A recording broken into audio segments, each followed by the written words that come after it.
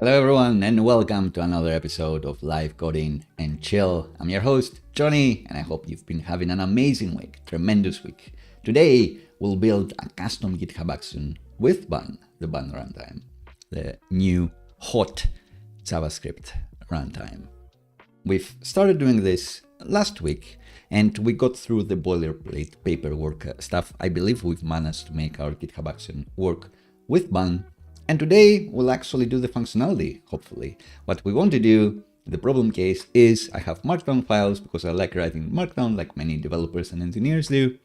And I want to persist them in a database so I can do cool things like aggregate them. What do I actually want to do? Well, an easy solution for our users, our readers, to be able to favorite, like, comment on posts. So you can have things like Vite being able to import markdown files, but then how do you associate a like from a user to that markdown file? You need to have a database somewhere where you say, all right, this ID corresponds to this slug or this markdown file. It gets a bit messy, but if you have everything in the database, including the markdown files itself, it's easier. You can have foreign key relationships and that sort of thing. But you don't want to manually import your markdown files in your database.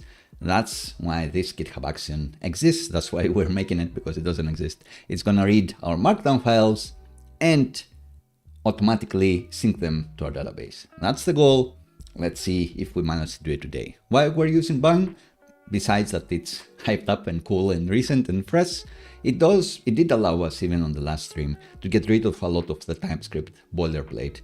With Bun, TypeScript is a first-class citizen. It just works, and it has its own test suite, so you also don't need to have a million files to set up test and that sort of thing. So Bun should be fast and definitely less boilerplate when it comes to working with TypeScript. No boilerplate because it just works. No boilerplate for testing TypeScript. You don't need to set up test or anything like that because it has its own test runner. So those are the benefits for using Bun. And people are interested. You did like my live stream on Bun and SvelteKit with Bun the other day. So that always helps. Right, so we have this GitHub action and we made it into console login, some environment variables, some variables that you can specify in the action. As a reminder, our GitHub action is going to take an optional root path for where you keep your docs. Those are the things that we're going to be syncing to our database. It gets a Supabase URL because that's where we'll be persisting those docs, syncing them, and a Supabase service role key because it needs admin access to be able to do this. I think that's the easiest way to do it, and that's how Supabase's own embeddings generator for our chat project that we did the other day, the generative Q&A, works. This is heavily inspired by that.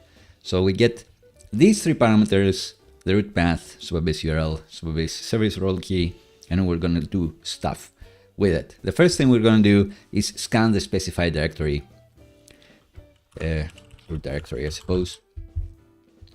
And let's see if that's going to work with Bun. I am going to bring in this glob package because I don't think Bun has a magic glob import thingy where you can just say, oh, I want to scan every directory inside there, any file that ends with markdown, with MD or MDX.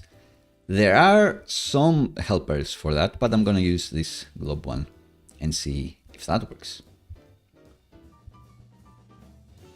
So it's also heavily maintained and heavily used, so it should be just what we ordered. Let's bring it in. Just glob.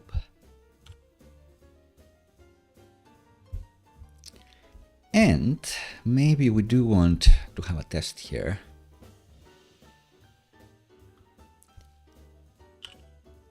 Maybe our helper method would be get file names, get file paths.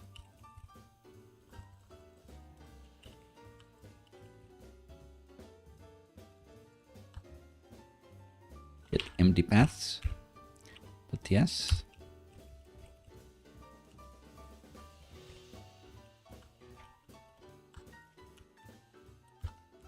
It's going to be a kind of integration test. This is going to take a dir, root dir string, and we can create a test for this.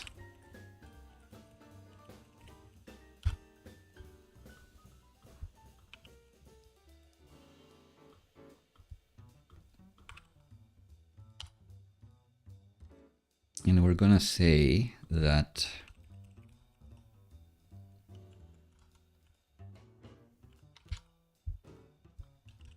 prefer it. I think we changed this to test because something wasn't working, but everything should work like this. It returns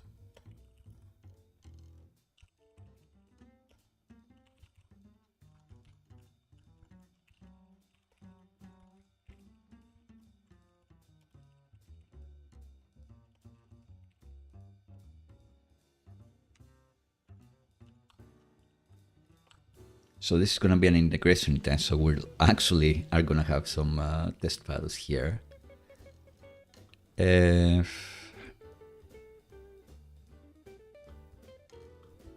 can have a dir directory in the root, actually, a docs directory. And here we can have a test,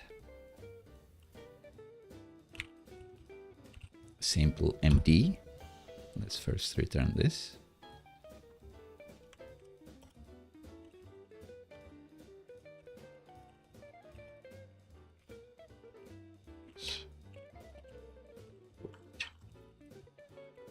Let's see if we would get this path. And in this test, we'll be adding paths, we'll be adding markdown files there, so it's gonna change. But for now, say that paths is a way to get empty paths docs.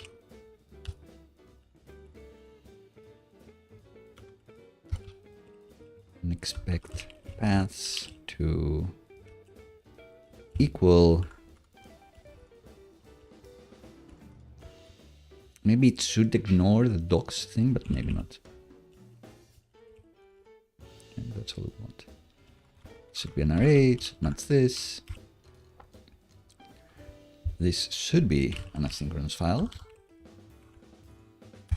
And what it's going to be doing could be just using this import thingy.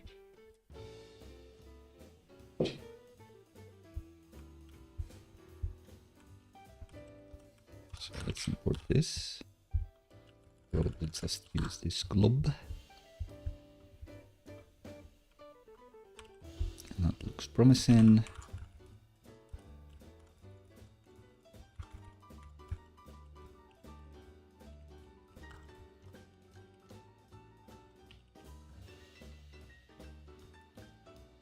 And it should work with the root dir.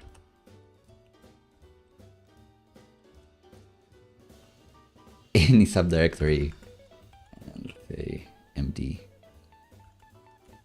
Clearly not tdding this, but we may fake tdd it in the future. So bun test watch.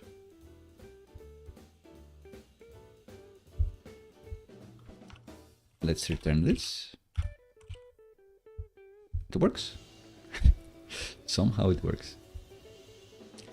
All right, so let's add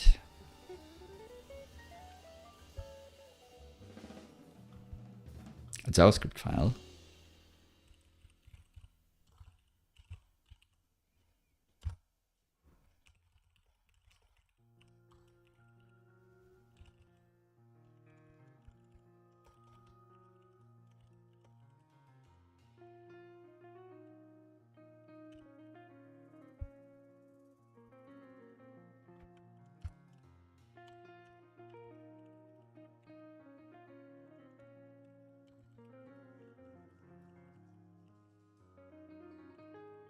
To confirm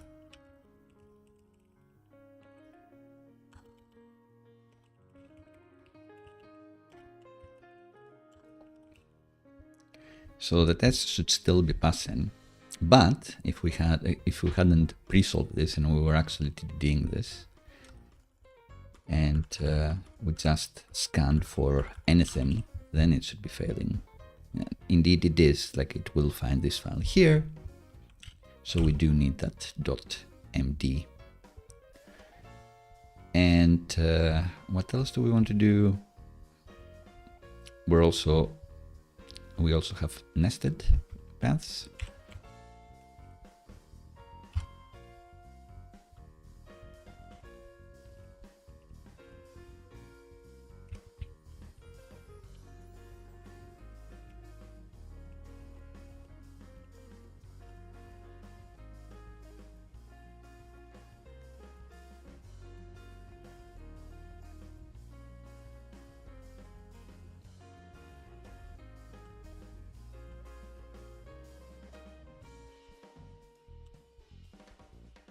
Other directory. So now that this should be failing, hopefully. Maybe not. Does it not rerun? I guess not. It's a different directory. Now we will update the test actually to include this.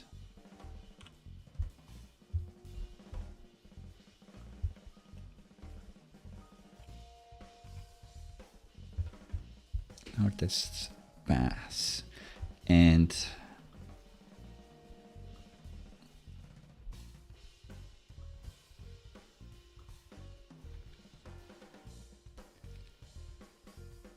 what else? It works with markdown files as well. I guess this test is gonna have everything because I can't break it down. Further, and we'll have another test of on whether it's gonna hit the other directory too.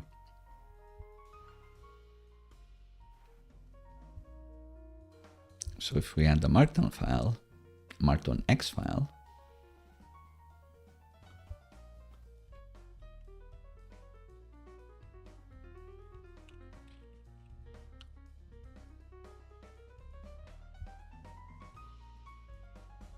we can say also finds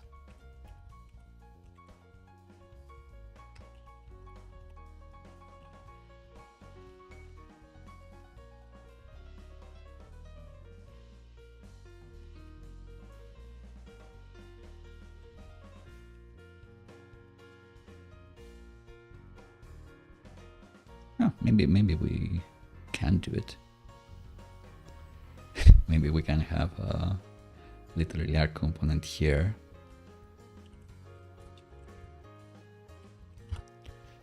Since we're here.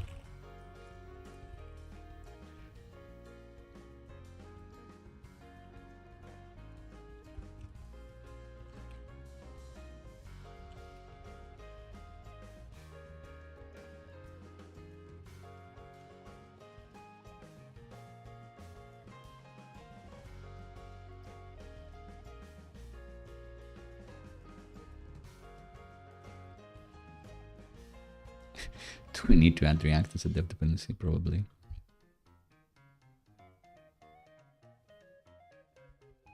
Cannot use this.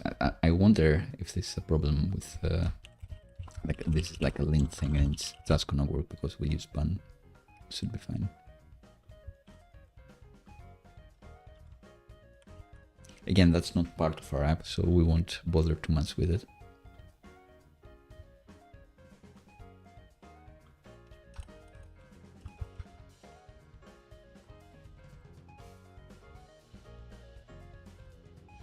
How does MDX actually work? Do you do it at the top of the file?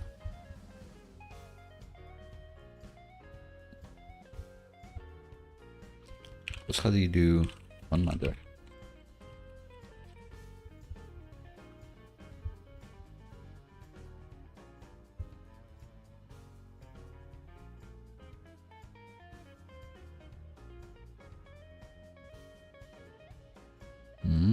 Can do it like this. Interesting.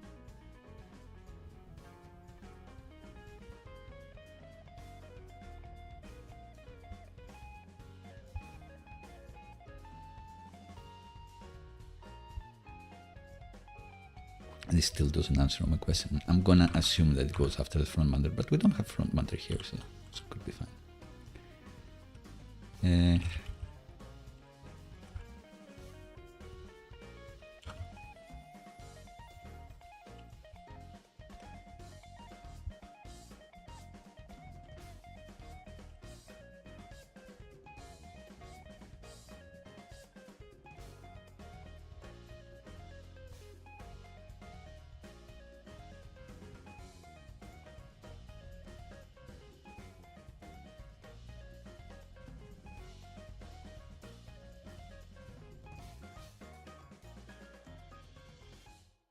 But it has it in line.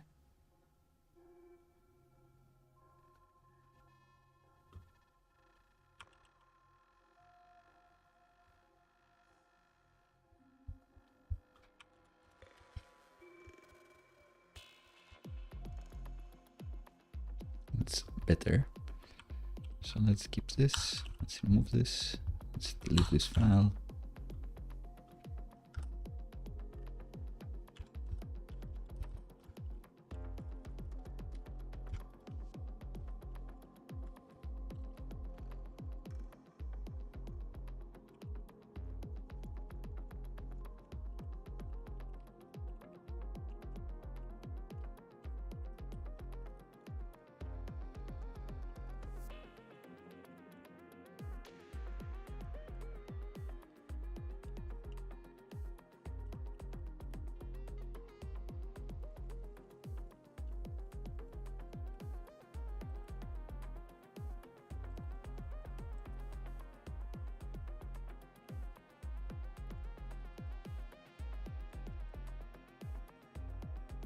My over engineering looks, I don't know.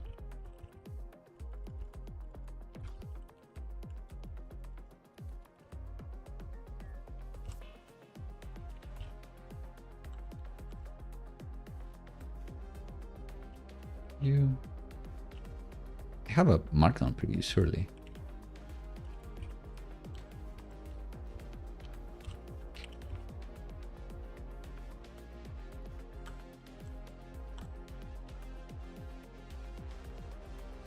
Anyway, it doesn't really matter. What I want to happen is for my thing to also return the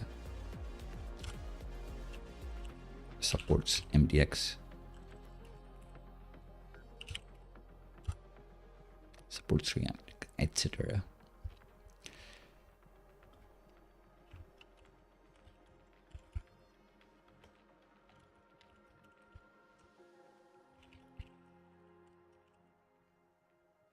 So my test file should include this relative path, I guess.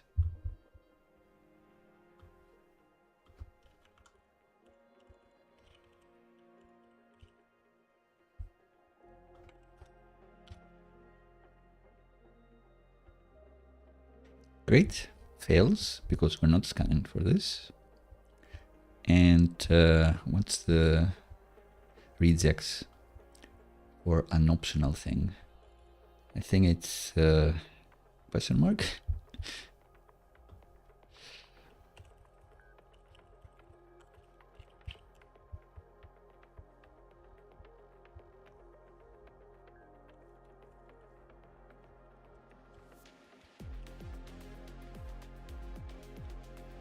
I guess not.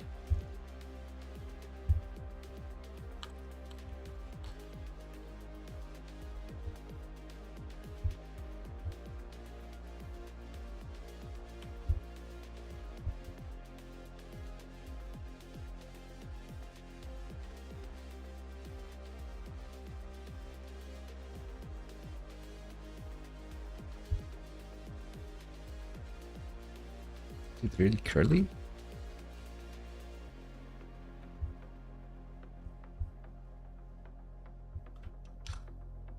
Guess not.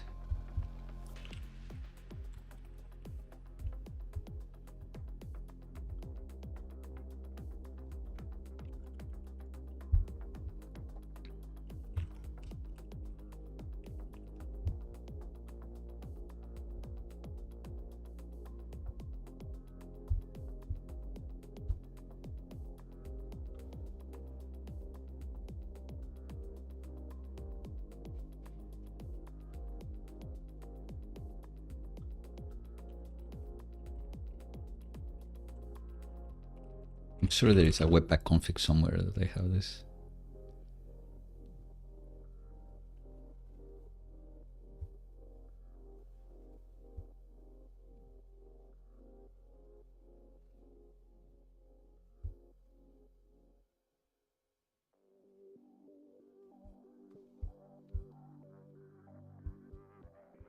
Like MD or MDX, like we could do this. It's the boring way to do it, but why not? I think this will work. Guess not.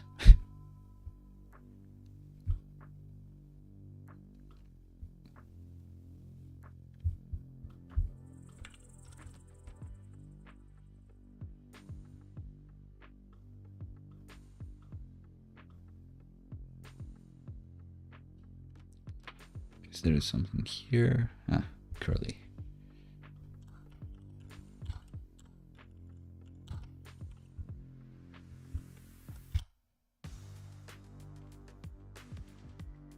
All right, it's there.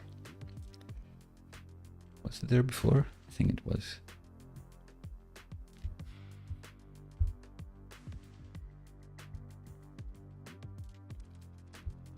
But I guess that's kind of common to do.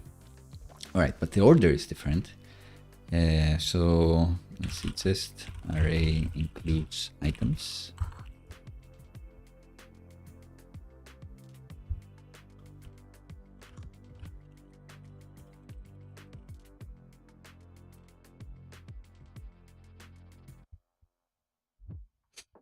This guy says to order things, but I don't want a bigger array.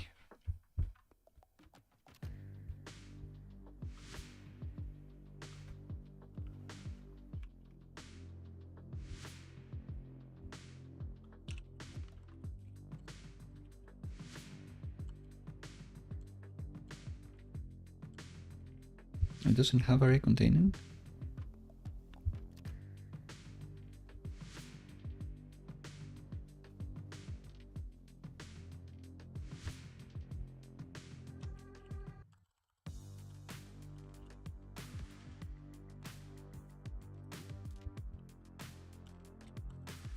So we have here.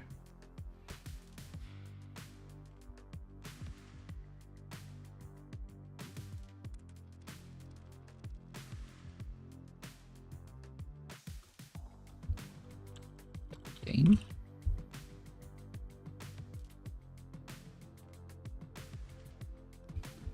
Yeah, the order matters. I guess since it's not that important, I can just change the order.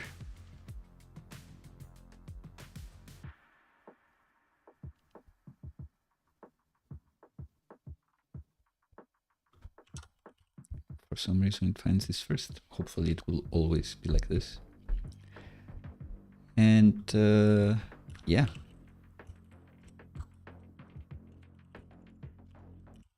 Have length 3 in case we do something cleverer in the future and don't care about the matching order.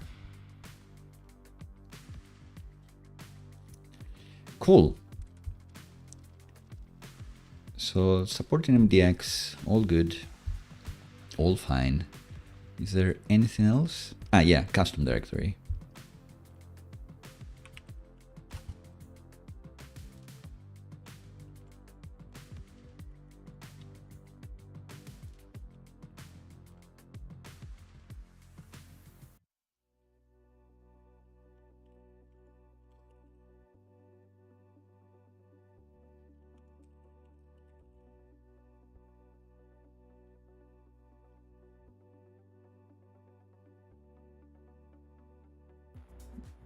So about this depend about the workflow.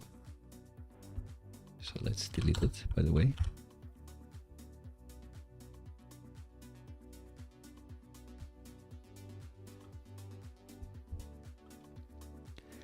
Okay, but what I want to do was what could we call this directory?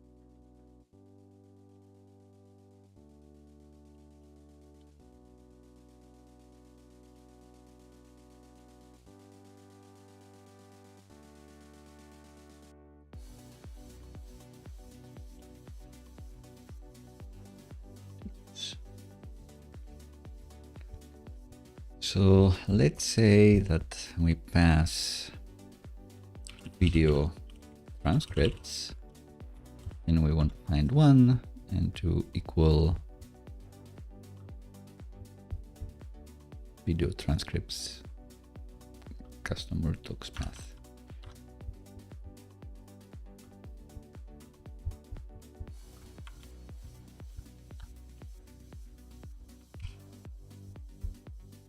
Indeed, it works. Never trust a test you haven't seen fail. And we've seen it fail, we've seen it pass. It's all going smoothly.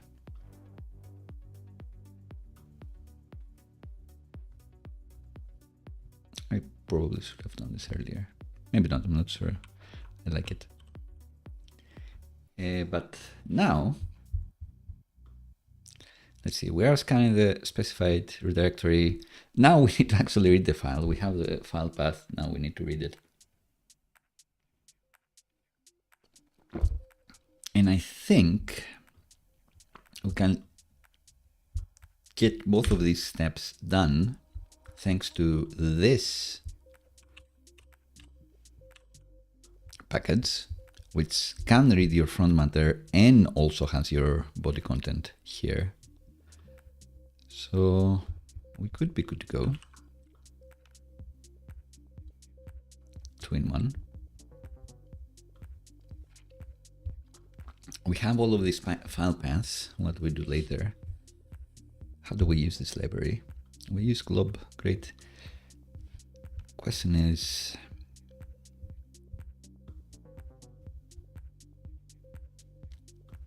VCFS reads file and then passes it to one data. So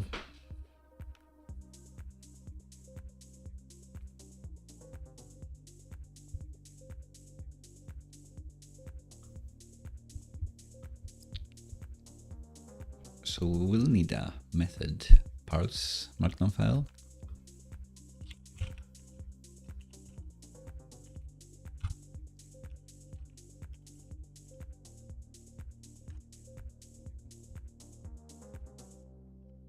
It's going to be doing some stuff when given a path. And we're going to create a test file for it.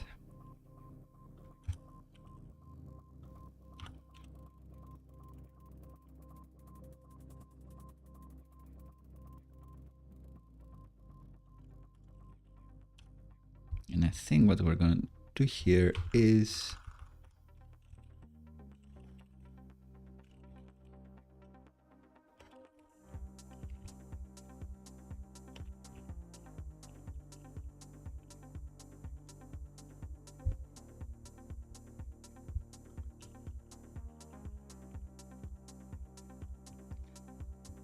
so what we want here is to do markdown file, and we say like hit this,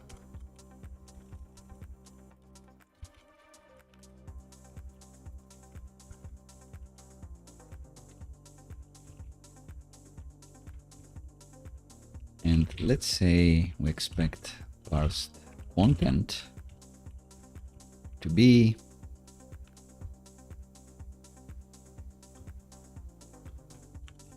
truthy. I don't want to read like the whole markdown file. Let's say it's a string and we can later. Okay, so we know that this will never work.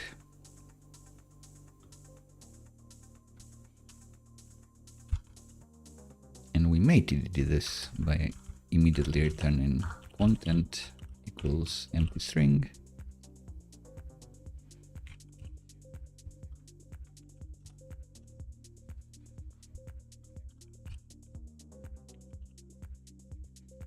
Looks like it works.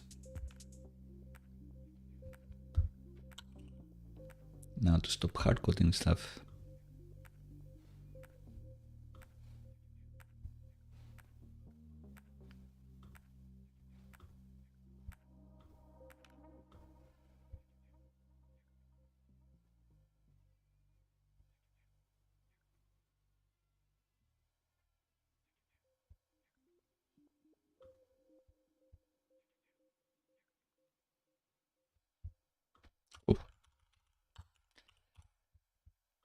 spell check.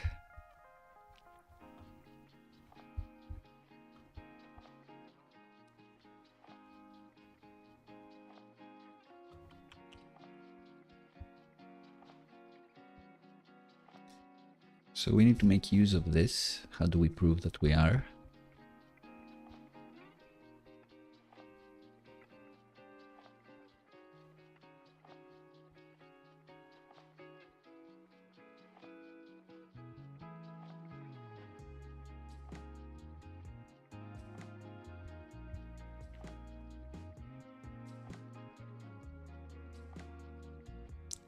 Let's read the other file.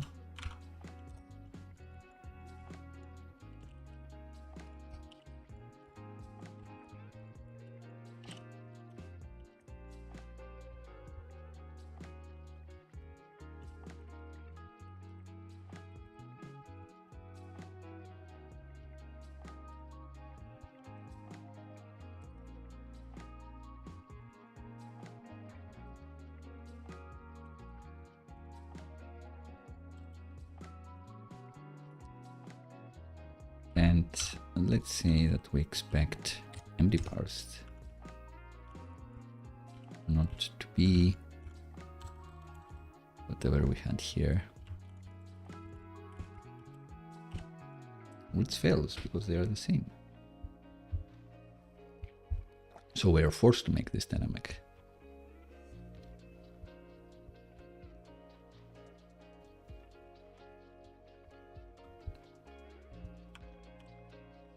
So how are we going to do that? We're going to use buns file interop. Let's see if that works. Oh no, we're not. We will? Not sure. We will. So bun file path. Let's see if that's going to work. Is this a sync? Probably not. It is.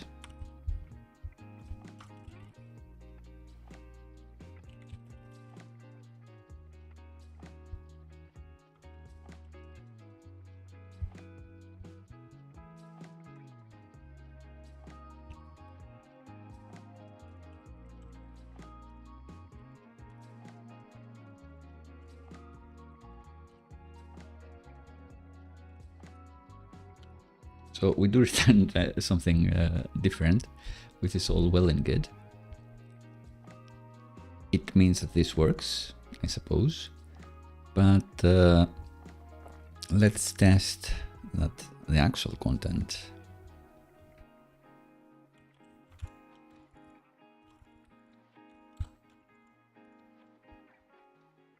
to be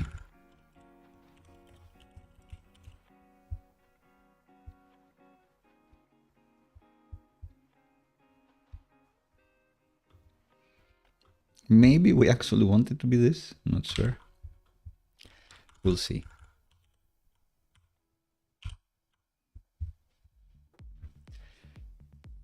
So we want to support frontmatter, is one of the problems here. Okay, we don't want this.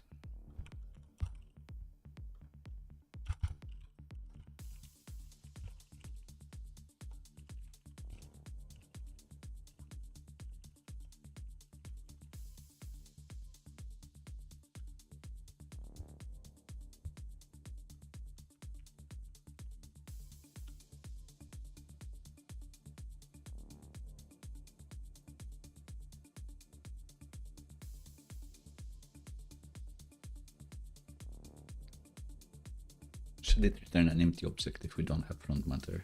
Probably.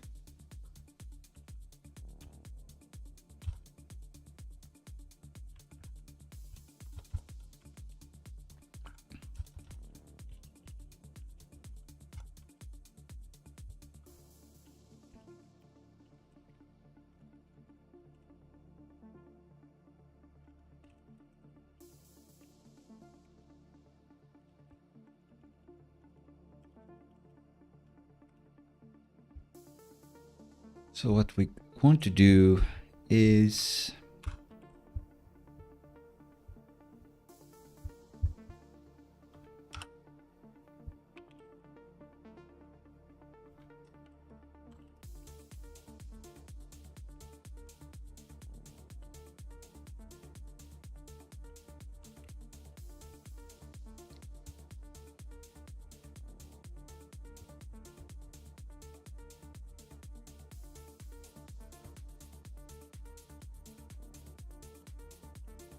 Should I camel case this? That's my question. I'm not sure. I am going to JavaScript case it, even if it's going to be different in the database.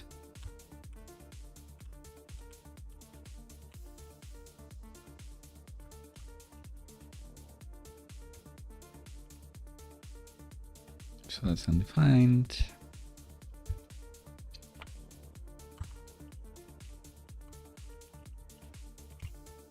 Now it works, but we actually want to have a file with frontmatter.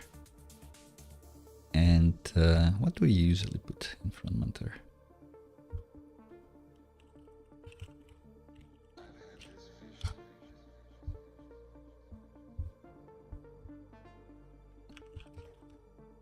See what we have here in my other project.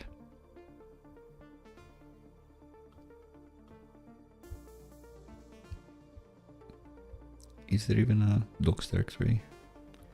Guess I put it in lib docs transcripts. So that's pretty.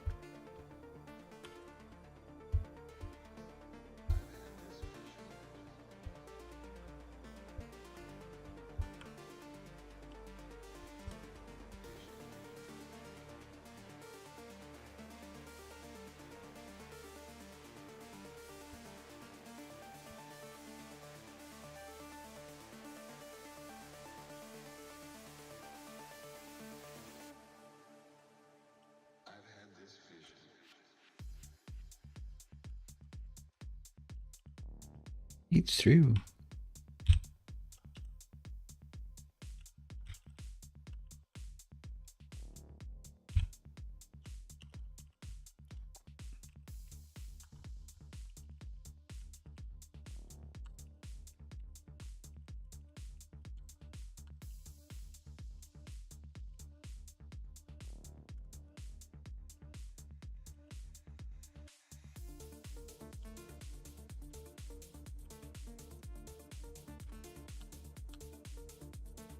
What's the date today? Date is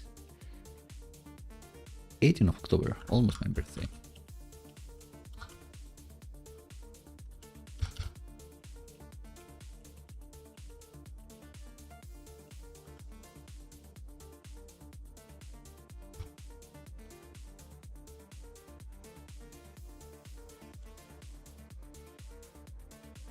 And we want to say that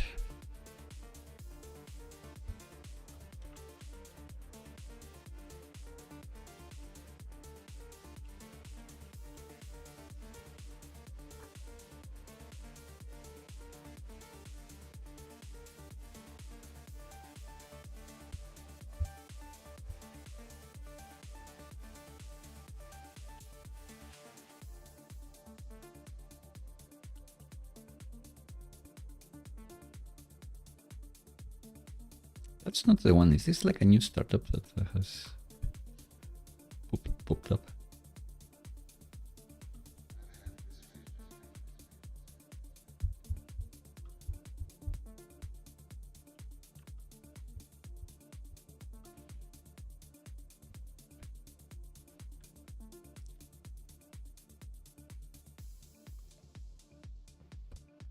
I guess let's use the library that we used to parse it.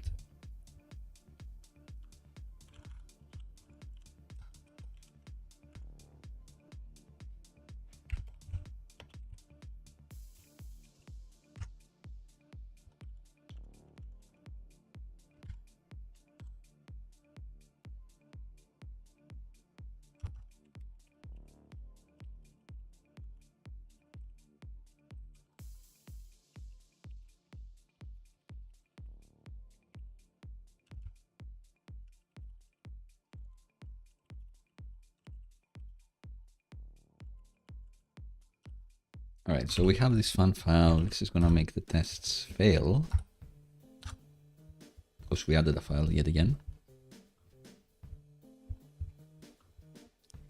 So we need to update this, which is not ideal, but hey, doesn't matter that much.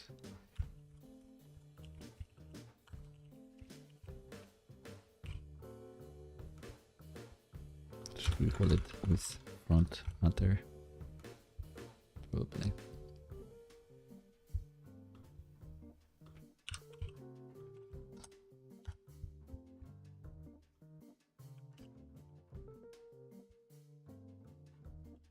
Why is the order different now? That makes me get a bit worried.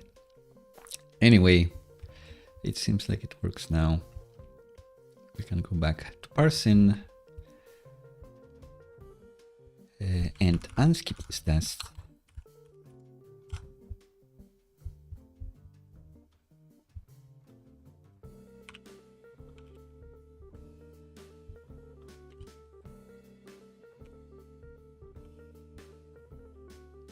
And expect all of these parameters here.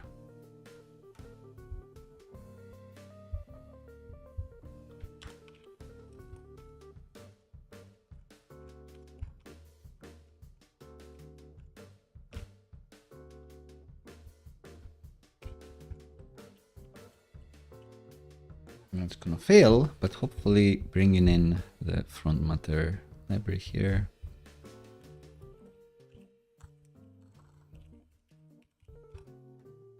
We'll be able to use it and it will just work.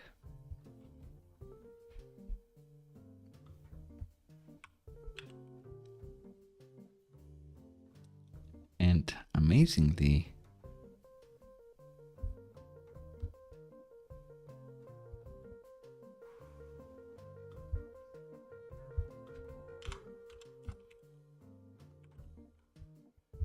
did I not copy this? Did I copy the wrong thing?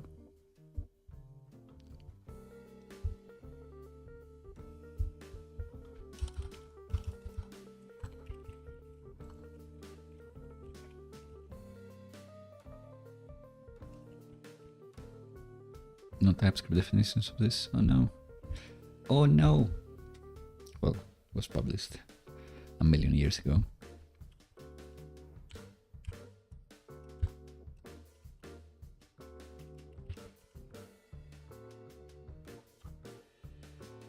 No.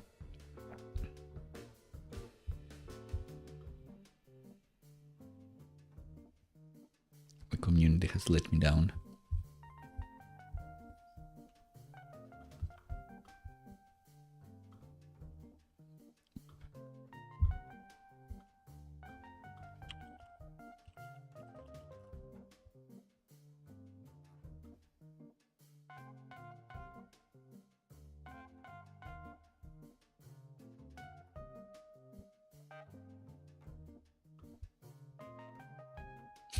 I opened a PR to fix this ASAP 3 years ago.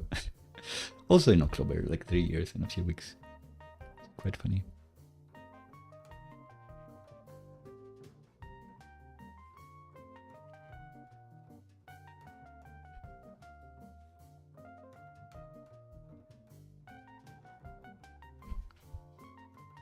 So this will never be merged, I imagine, right? So what do we do?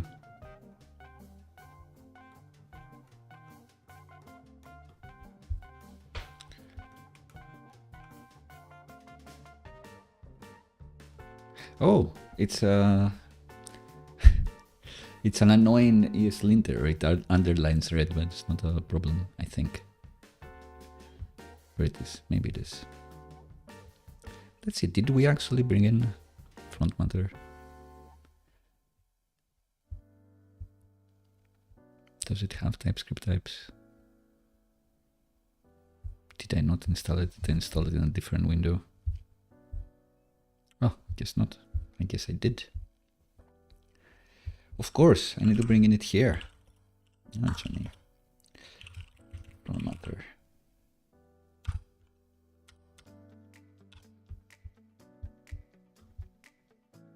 Whoops. So hopefully the types are not that wrong.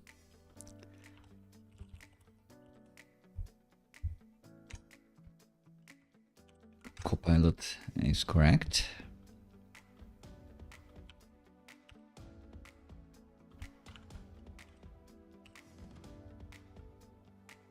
All right.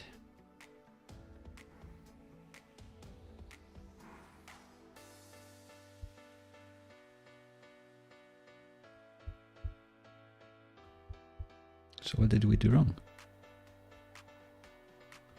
So we want this one to hit the with frontmatter file, and then everything works. Great. Now our problem is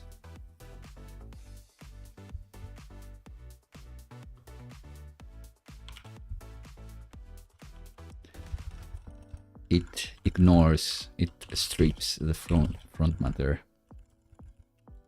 strips any frontmatter from the content of the specified markdown file. So if I read this and I get the content, then I want the content not to include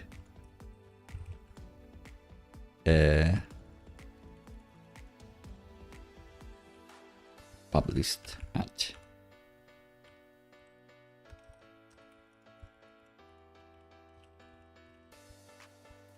Which is going to be wrong because it doesn't strip it at the moment. But I suspect that if we get the body from here and we make the body be the content, it's just going to work and everything still works. And that's why almost TDD is awesome. So that's quite a lot of progress so far. We have the thing that is gonna scan all the files that we want to sync. We have the other thing, this method that parses all of that stuff. So we did do this and this. Oh, slug. Yeah, we can derive a slug.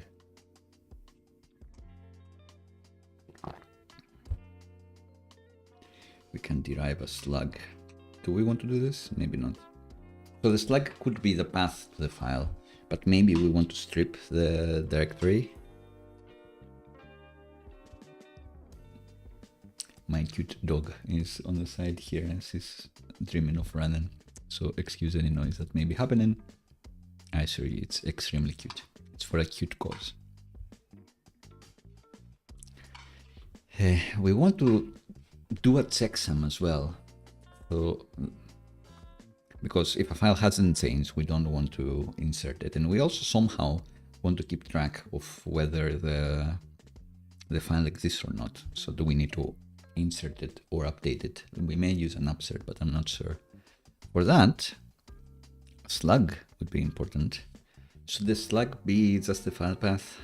I guess so. So how do you do checksum a file? I know how the embeddings generator does it.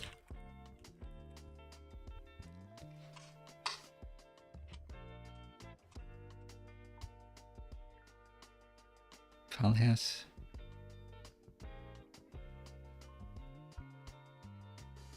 So I'll do it here.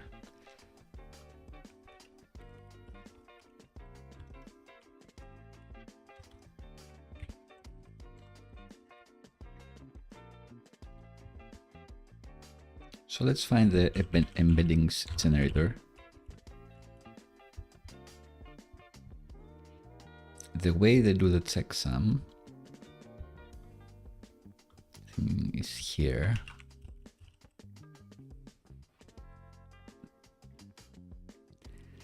And they do like a create has. They have a create has helper method. Oh, Crypto has it.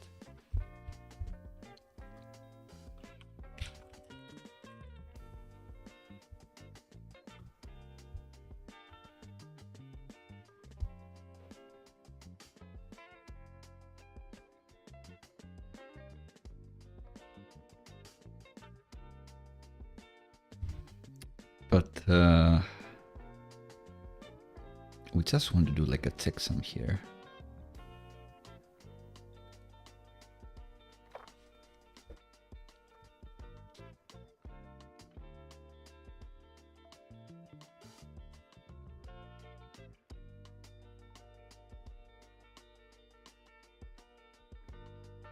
So this could be the checksum, I guess.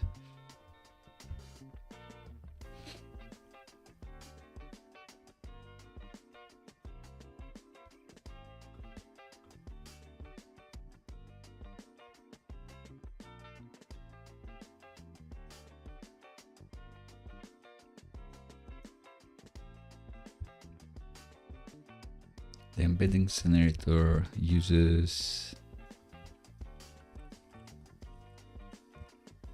SAN256, space 64.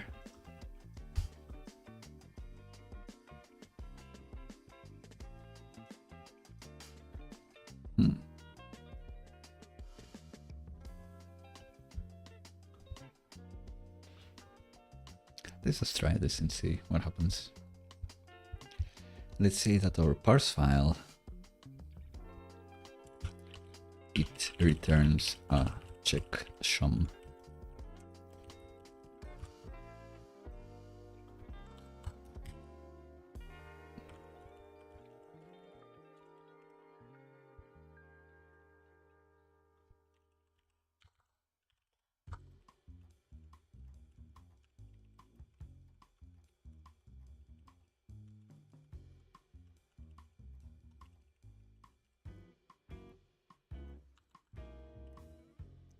So to be a string is what I want to be string. That's it, and it's not defined now.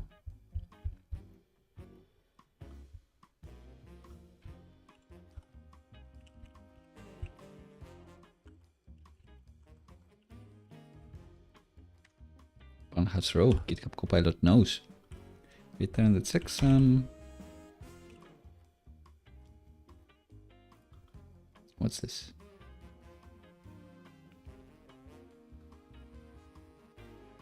Is this not a string? What is it?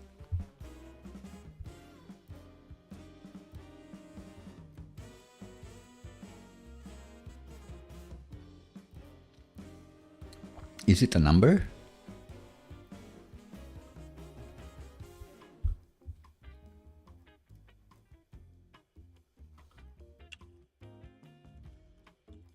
I guess so.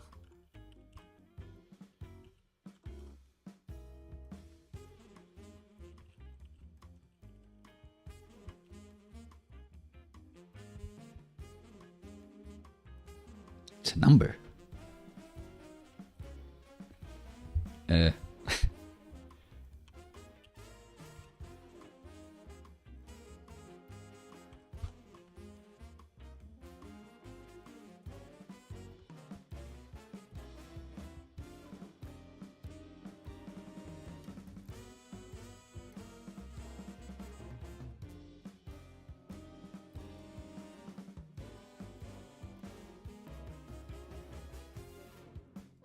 I guess because I don't understand this enough, I'll just do whatever these guys are doing. So they create a hasher of SAN256. Like in the past, I have used this more directly. But why this creates a nice hash, I don't know. I'm gonna trust there is a reason.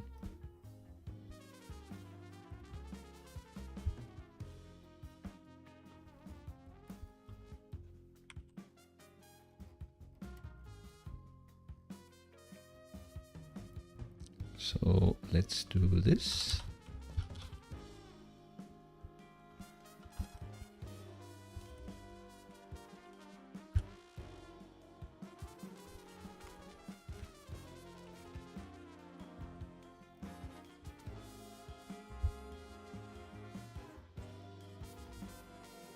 And then in the end,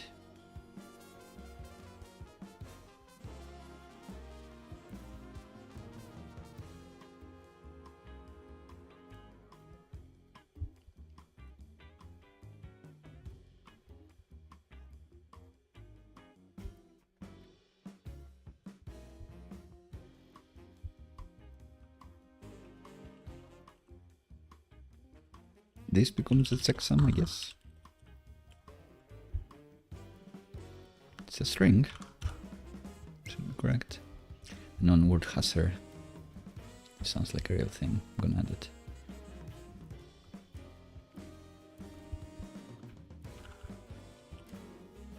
So let's just return the checksum here. Don't want to do this. And we'll be checking for checksum. Cool. And let's say that be something. So I'm hoping that every time we run this, this is the same. Forgotten equals there. Great.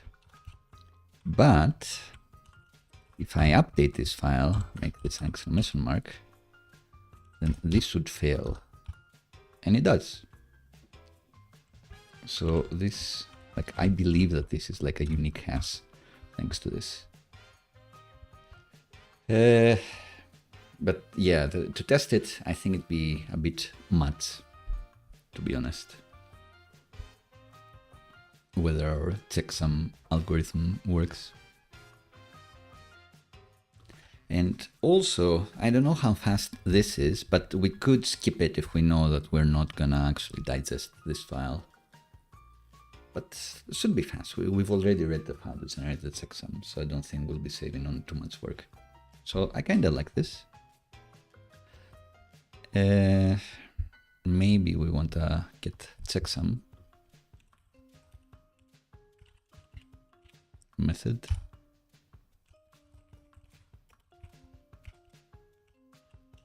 Like derive checksum.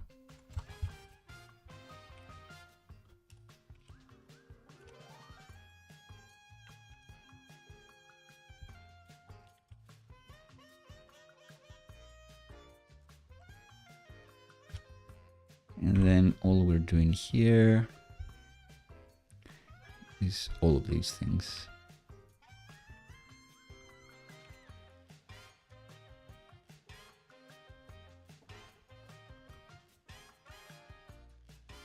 I'm not sure.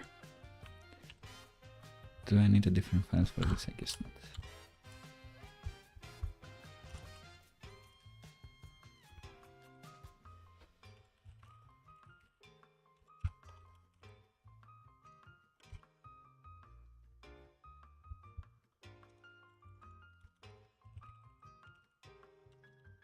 All right, so we are deriving the checksum now, which we can use to see if we're going to update the file or not. We are identifying it, but we're not using it. We're also not really deriving the slug, but we can move on to do the Supabase stuff. Because with all the methods that we created, we should be able to update things to Supabase. So let's create a migration and then have our action actually do all of this. Actually use the methods we've been writing. How does that sound, chat? Hope it sounds good.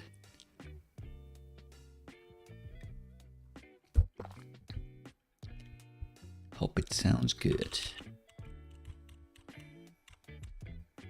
So, no more testing, at least not for now. Get this bad boy out there. And we're gonna attempt to Supabase init. Maybe let's commit what we've had, what we've accomplished.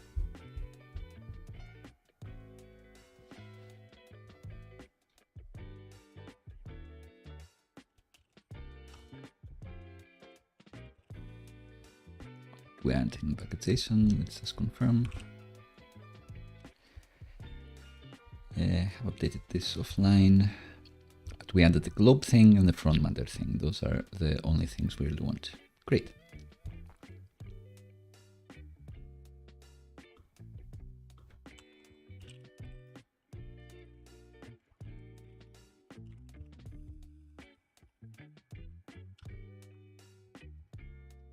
So we've got all of that. Now let's go to the correct terminal, which is not this one. It's this one. And Banex Supabase init. Could not determine executable to run for package Supabase. That's sad. Let's remove not modules and the ban block and try to install again.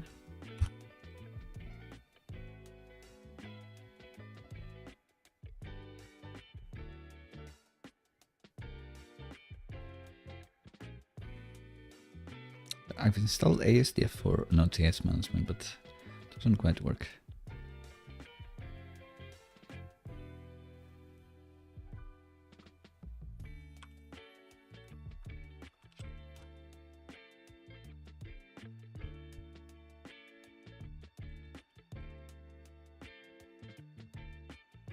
I believe I had this added.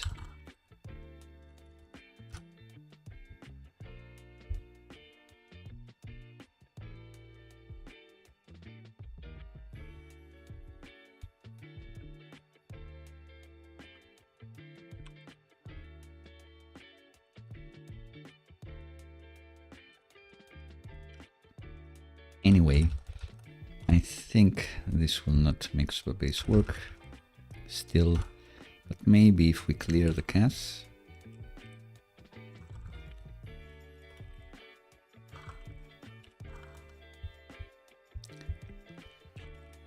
Supabase ban.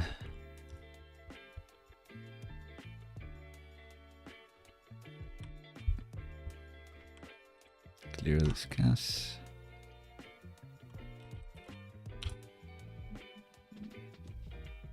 And now, hopefully, the Supabase executable will be created. Oh, it's downloaded it. So that's an interesting godsend step. Right, we have initialized the Supabase project somehow. Guess on the last stream. So let's start our Supabase database.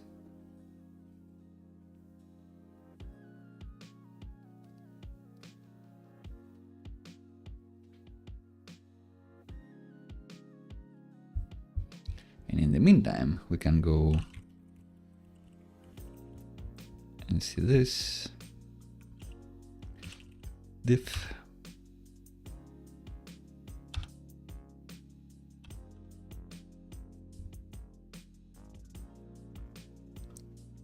And we can create a migration file here at the end. All right, Supabase up and running. You can find it here. And we can manually create a table here.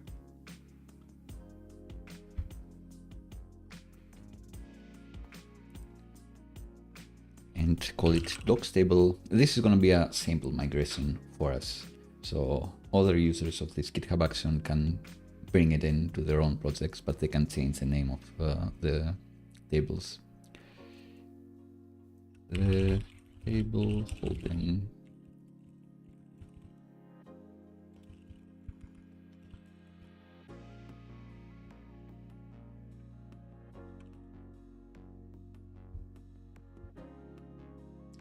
and we can have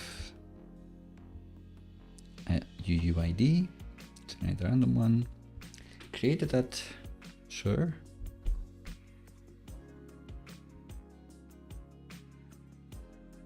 Why not? We definitely want a slug, which should be unique.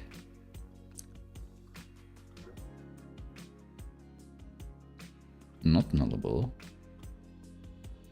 And unique.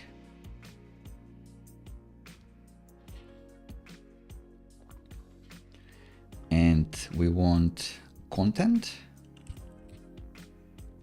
I'd say, which is also text, but doesn't have to be unique.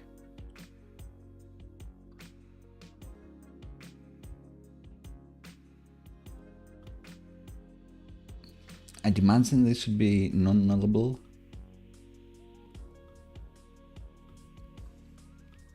And frontmatter,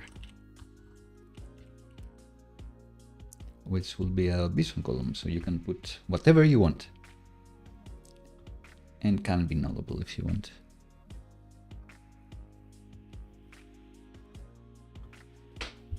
So I guess maybe our method should return null. That's probably all we need.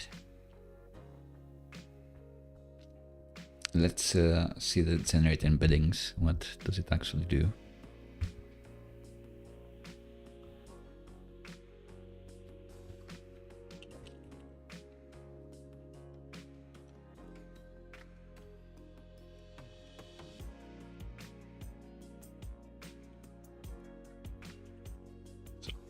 page. It gets the ID, the path. The path, I guess, is the slug. Checksum, of course, we need a checksum.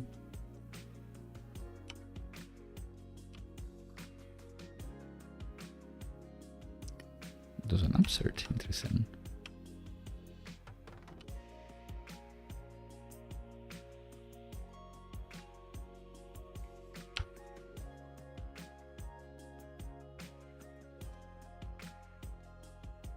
Last refresh they have.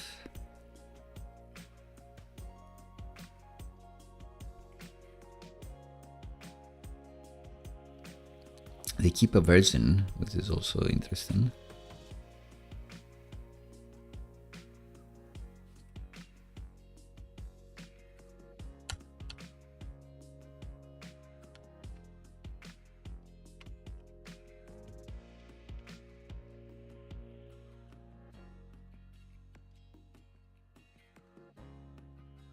So why is the checksum null? That makes no sense here.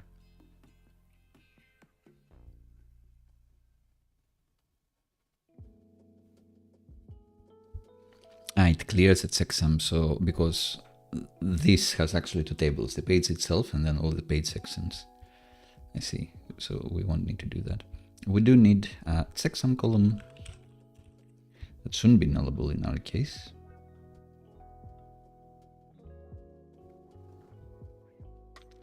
Text column. And maybe we want to update that.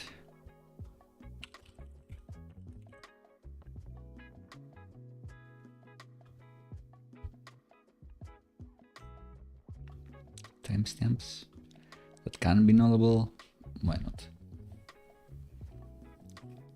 And can be now.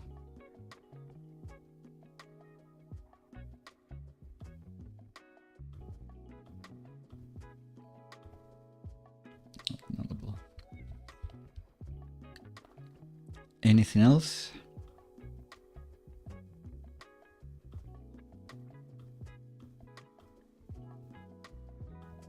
Don't want any of this. We don't want this.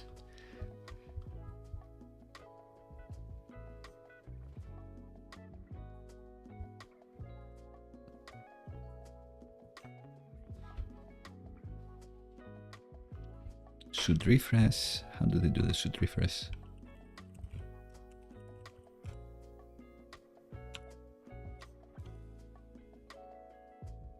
Just text the checksum.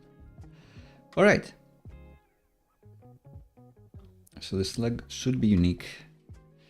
And I think that's it. Again, this migration should be a simple migration. So if you want to have like your title in a separate column for maybe performance reasons or whatever, then you can do it. But I think with frontmatter, that's queryable enough in most cases. If you want to change it, you can amend this migration.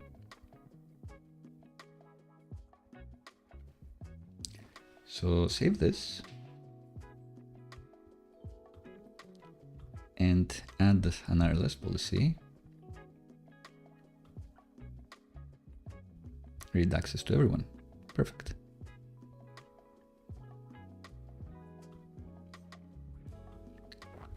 Everyone can read this.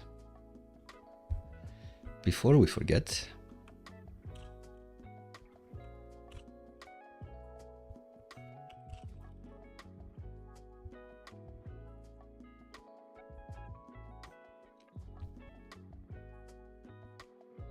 let's amend this. That's null for frontmatter.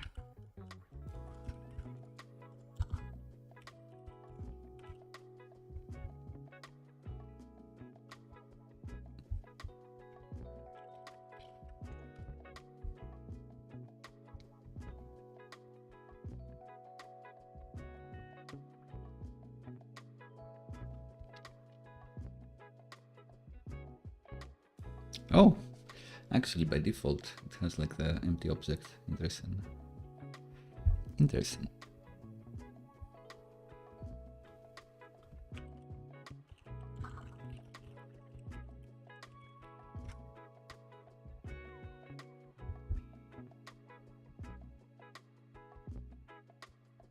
object keys. Yeah, I like that.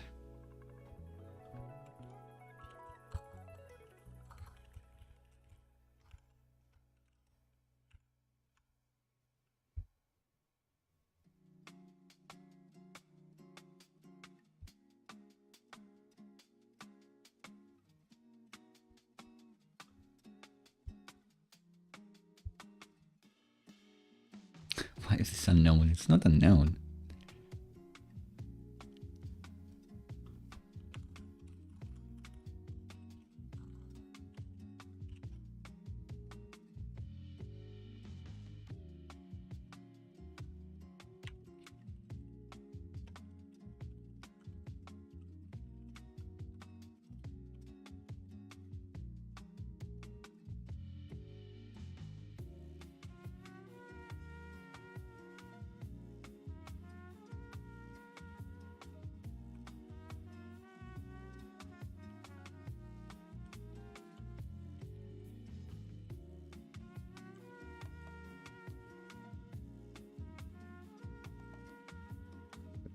Length, then it's as the attributes,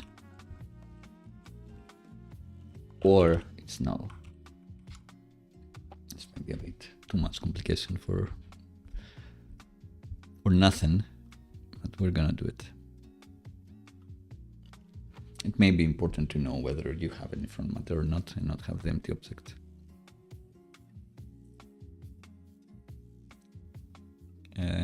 Yeah. Or should we say that it's never nullable? I think I like it more like that. I don't like this. Good. Yeah, we know that this is always an object, even an empty object. So I take this back.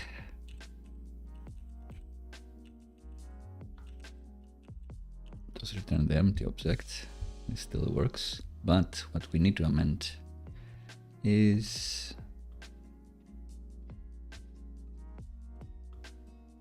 our docs table. Actually, front matter is not nullable.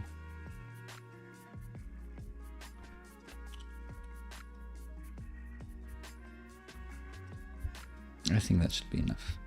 So now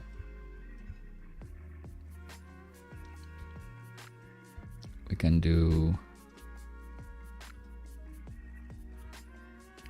this.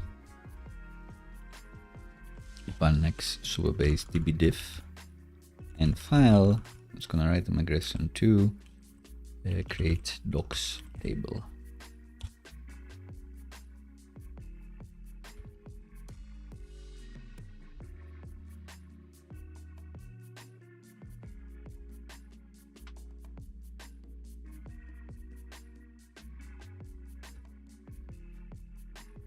You can tell how difficult the stream has been with how my hair is looking like. If I've been pulling them too much, my hair is a mess, and we've went through some stuff. This tool is not very foolproof. Thanks.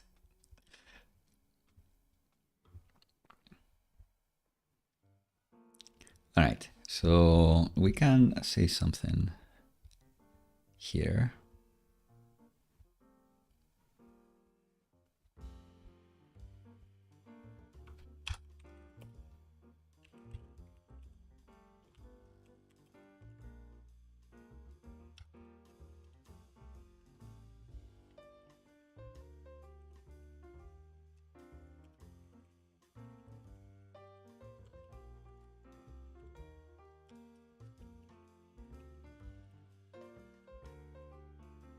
It actually assumes you have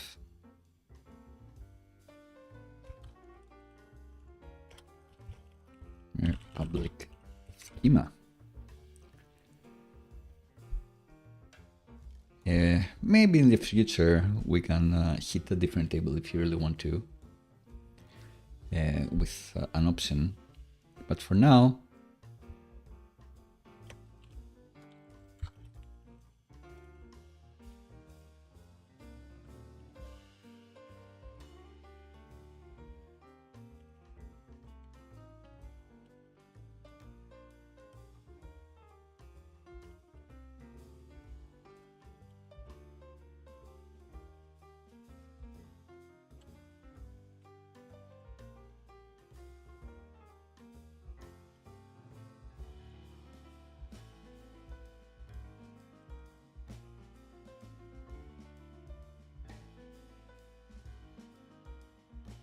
So yeah, users would want the ID and slug and content and frontmatter for sure, and optionally created that and updated that. But the checksum text may be the thing that cuts them out. But it's what we use to identify whether this has been updated or not, or this needs to be updated or not. All right. Good enough for now, I would say.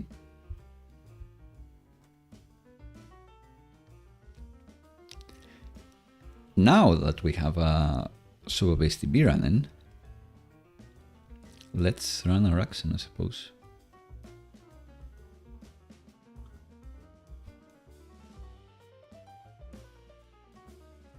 Which we are gonna test. We are testing with what?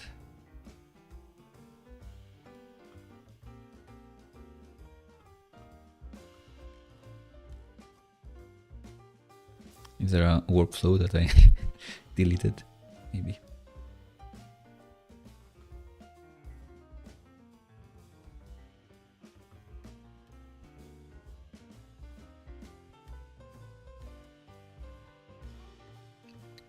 Let's check our own GitHub.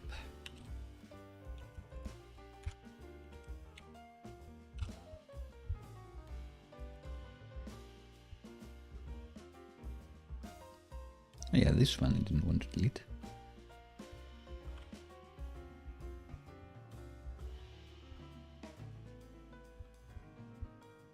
So GitHub workflows, yeah, YAML.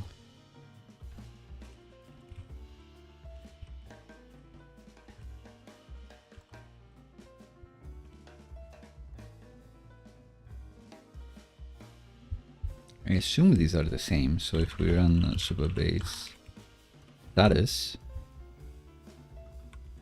is this the same? Yeah, nice. And localhost, of course, is the same. Passes these things. Yeah, it should be fine.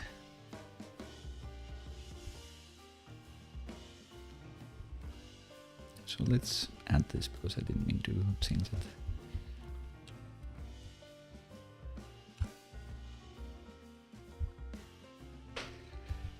Right.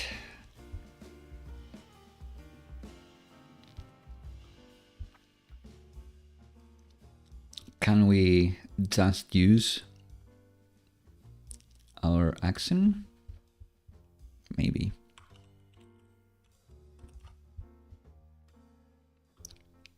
So we'll want to find all the files.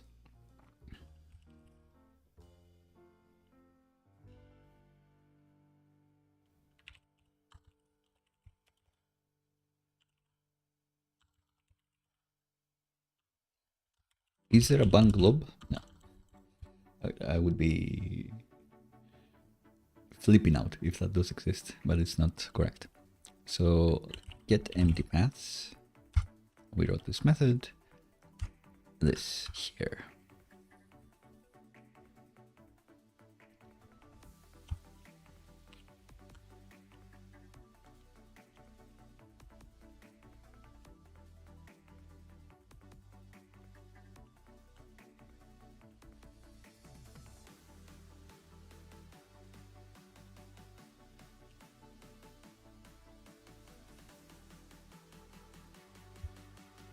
Is the GitHub action we're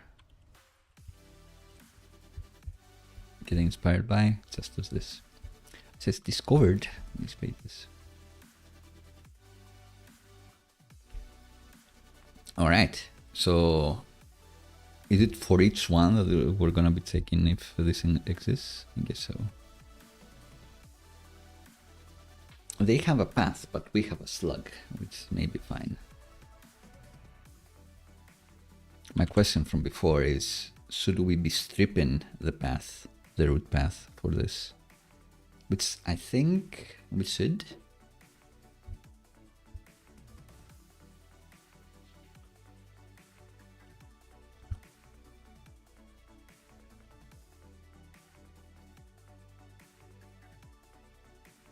So how do we remove a prefix from a thing. I guess you can find the index of something.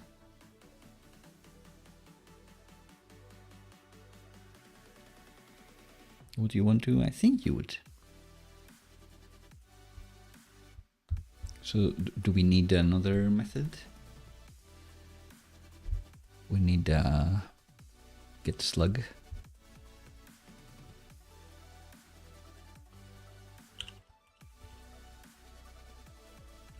It's going to be using like a slugify method, I'm sure.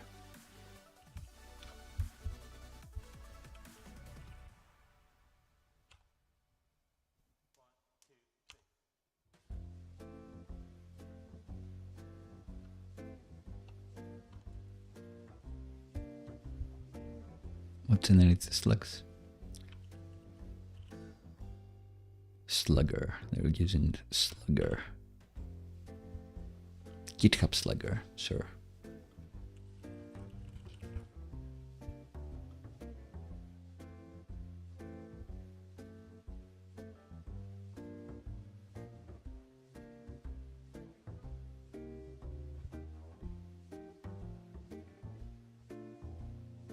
This looks good enough.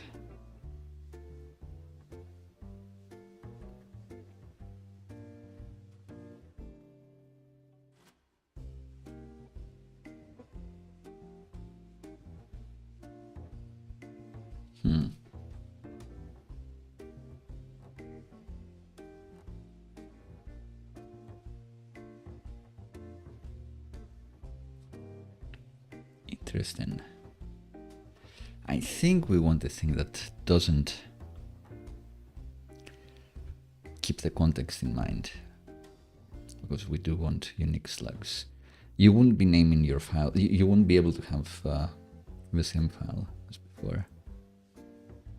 Although I guess in theory you could have something.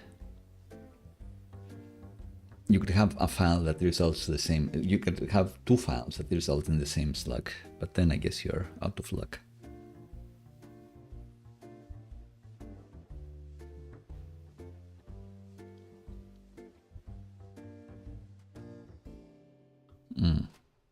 With emoji, you may have trouble.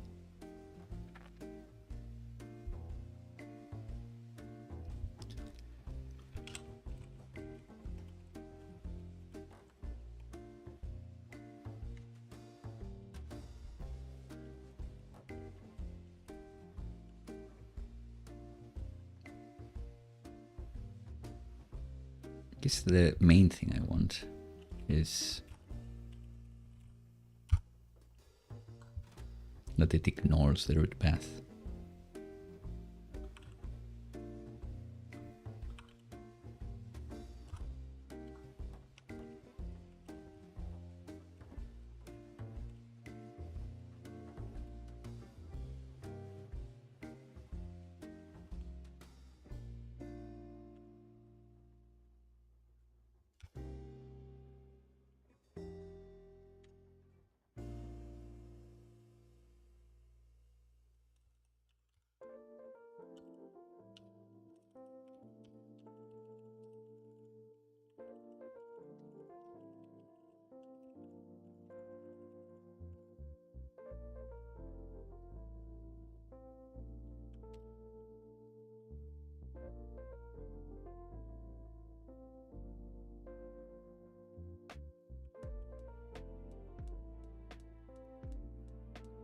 So let's try to implement this.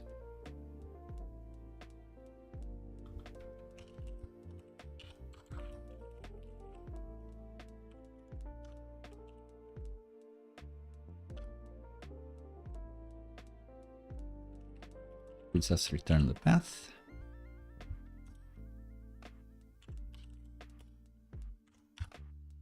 And this fails because it starts like this. Great. So an implementation could be like finding the index and all that. Let's see if the element has something. Let's see if pilot.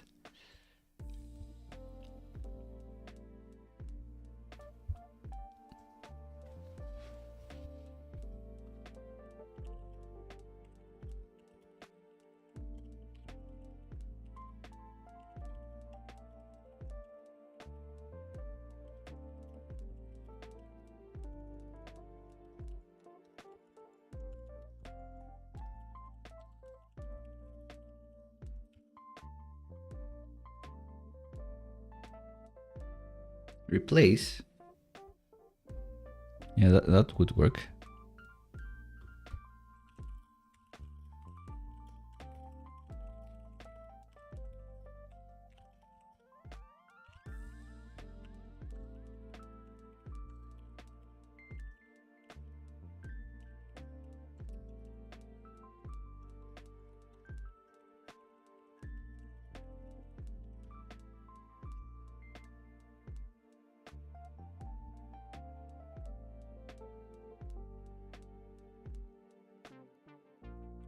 So I think that's what I was thinking.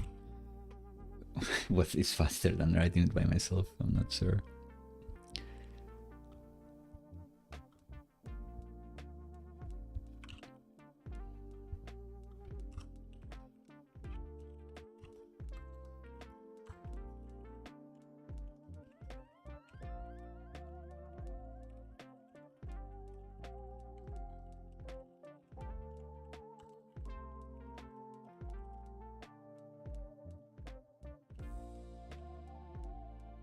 So which file should we hit? Doesn't need to be a real file. But...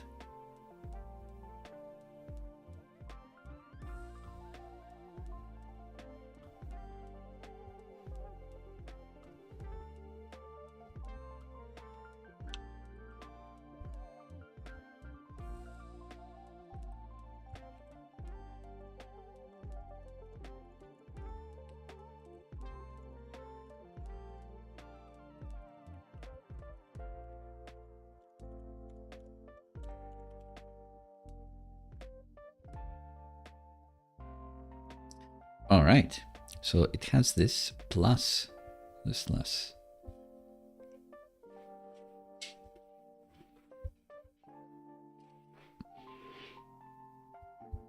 Interesting.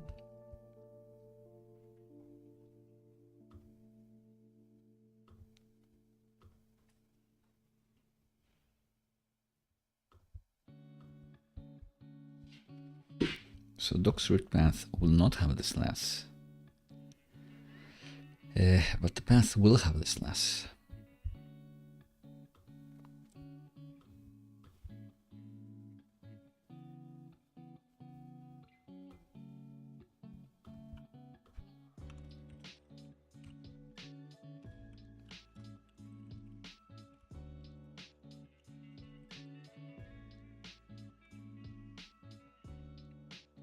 Which may not matter in the end. Let's add this package, slugger.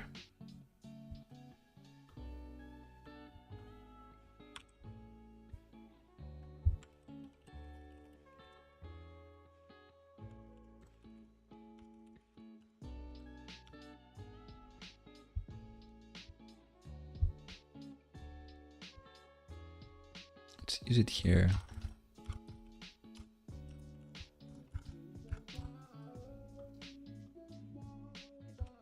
Oh.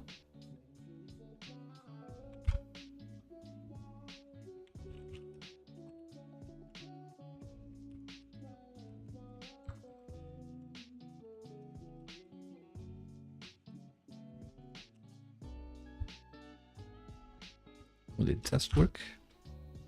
Just not. It still has the MD. Oof. So we need to exclude the suffix, I guess. Is there an option for this?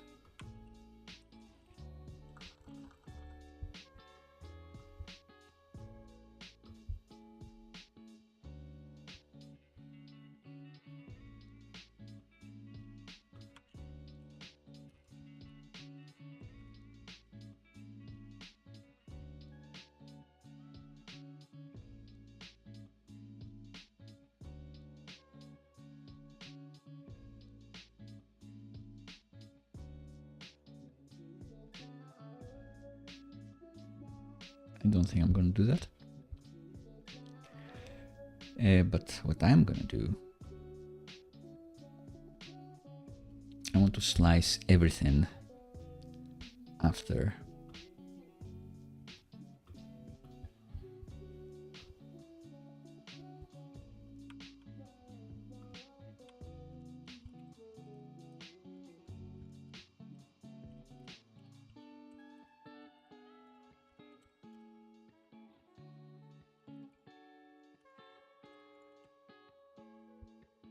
So this is failing as well. So let's see.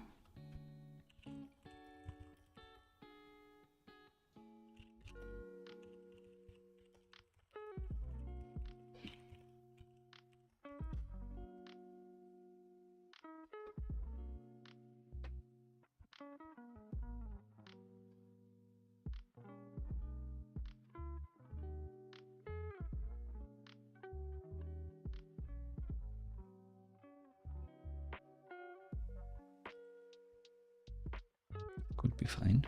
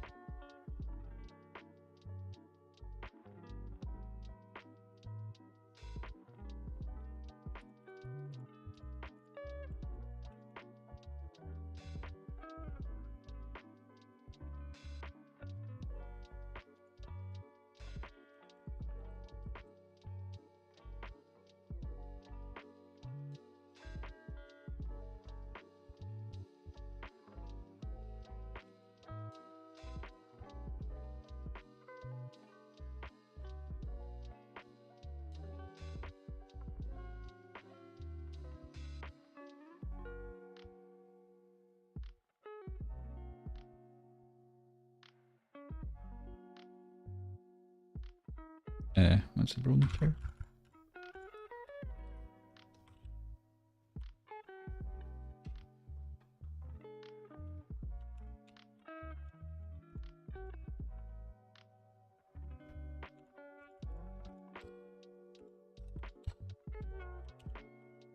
All right, I think that's gonna work. Guess not.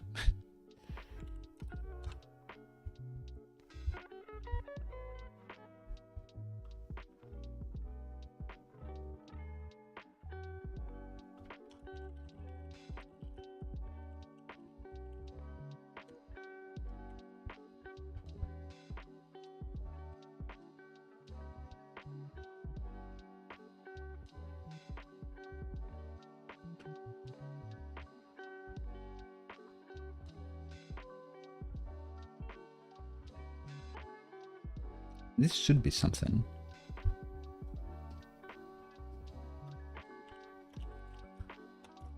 Should I just put it there?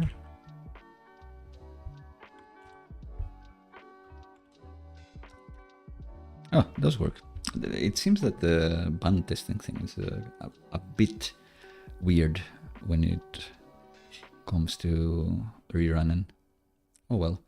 So the subpath is going to be starts after the directory +1.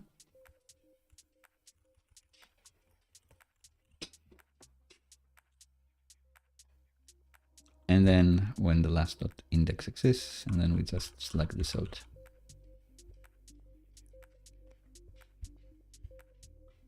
And yeah, just for I don't want to test that the library that we're using works, but nothing. I think that's it. I think that's it.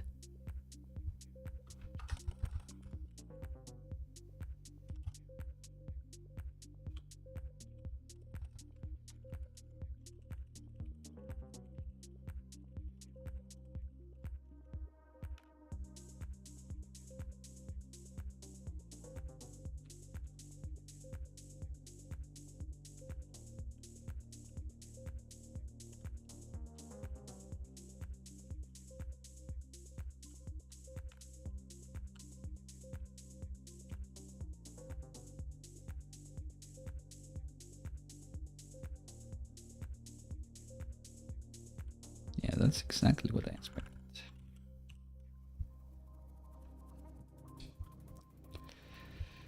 Sure.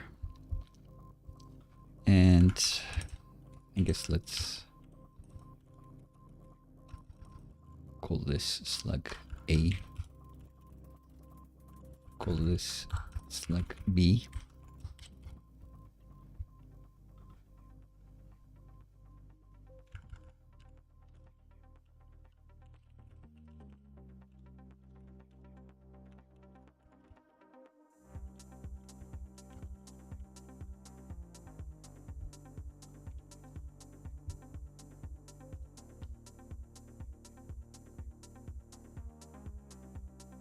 Ooh, interesting.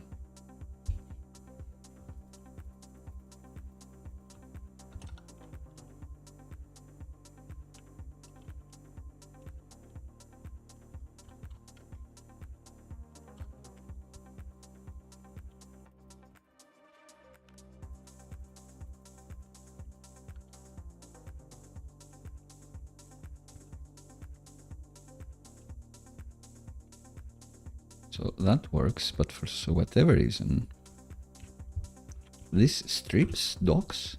Why?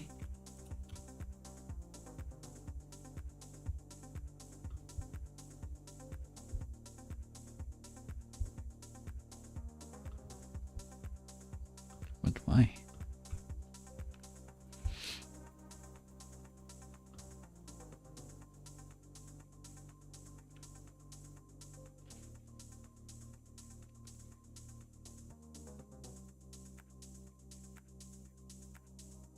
That's not a real use case. That will never happen. It will always exist. So this is not a real thing. And all of this works. Yeah, cool. All right. So on our main file again, we found all the markdown files to process.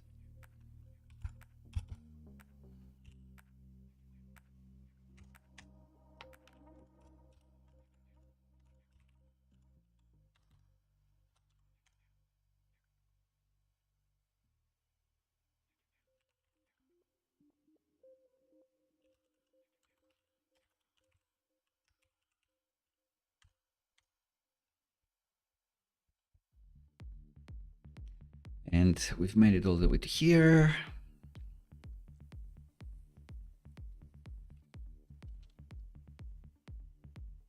And we have the slug. And I guess at this point, we want to create the Supabase client and see if we have this thing. If we do have this file.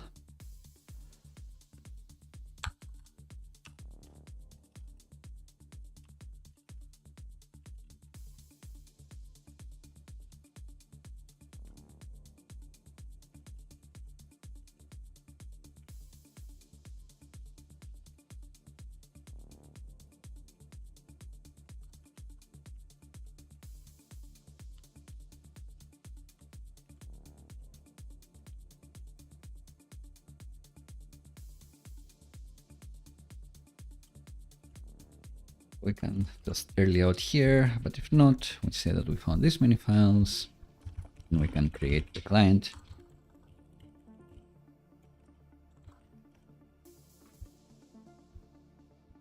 What do these guys do?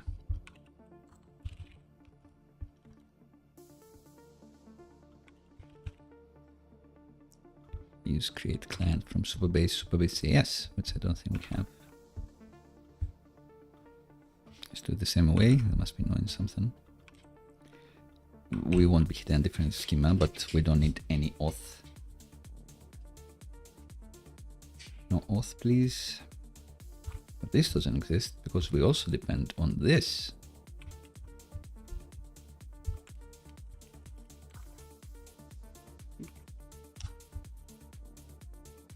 And now we'll be bringing it in. Supabase.ize. So now we can bring it in from Supabase.ize here, indeed.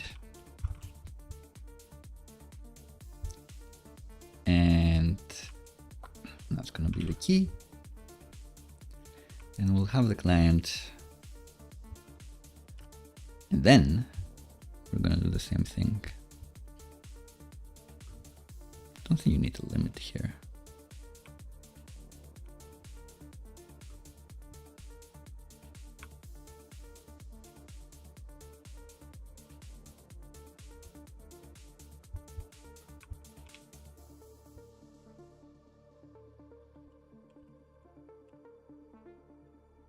We'll want the ID. Do we want the path? I'm not sure. We do want the checksum for sure. I think that's all we want.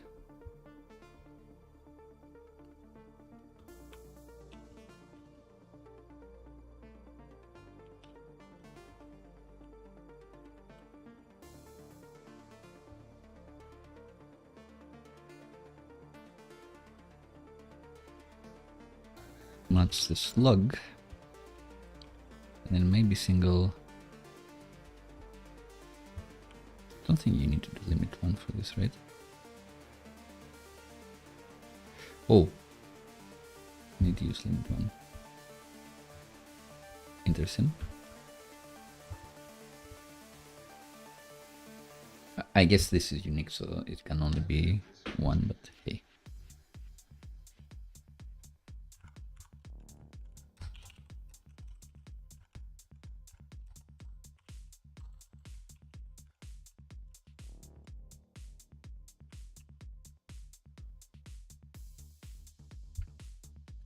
So, if we've done this, then we should parse the file, I guess.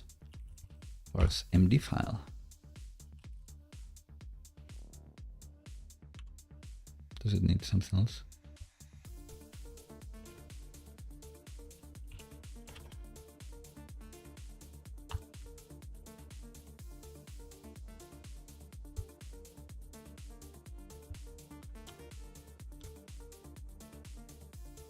It's content, frontmatter, and checksum.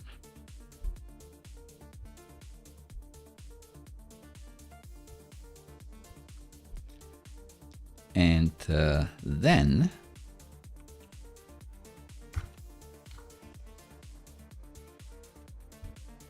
do they do anything for stay through?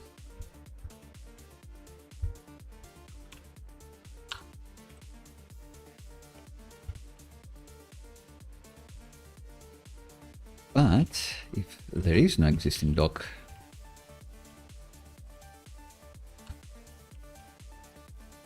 then we can say that we have a new file.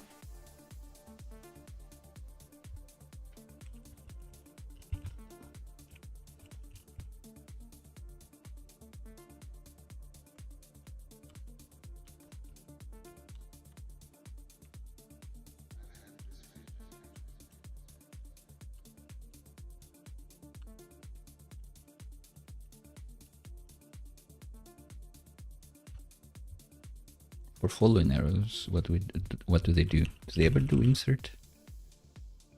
They just throw them. Sure.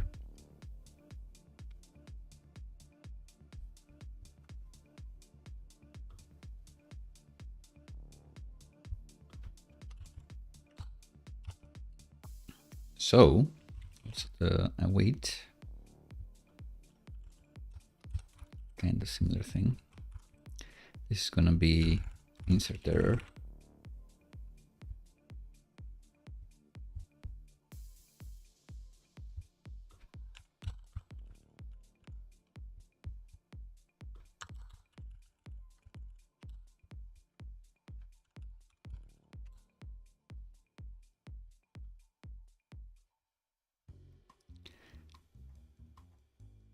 And we're gonna do insert.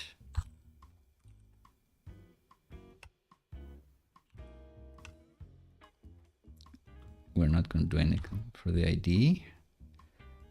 What we are going to do is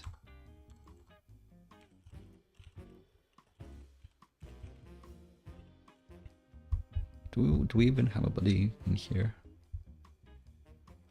Content, sure.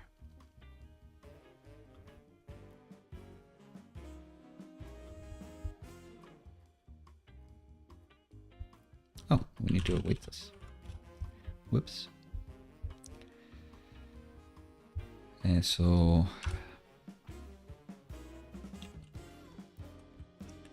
like is this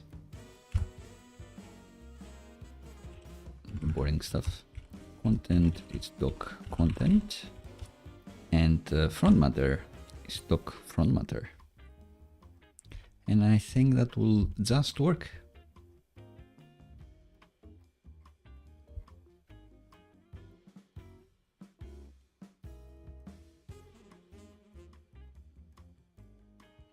And I think you can do an insert operation without doing anything else, so that should be fine.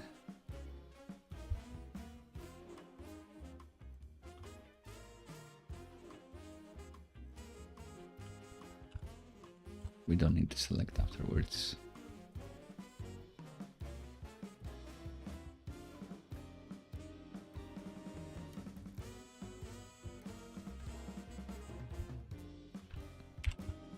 Or should we?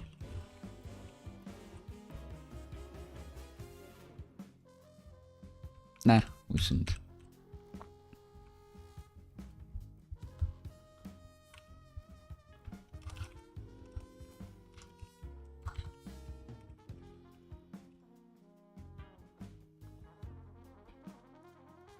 Insert error, throw it. If there is an existing doc, we do this. And we log.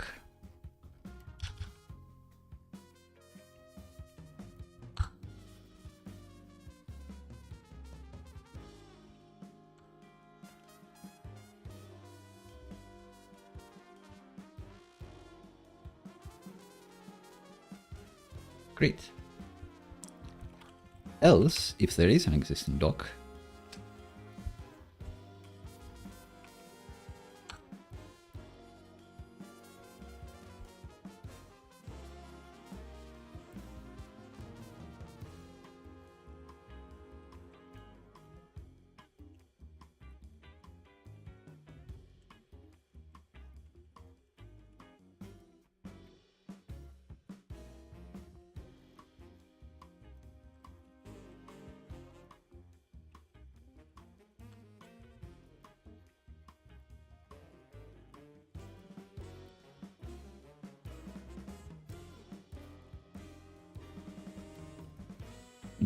the DB.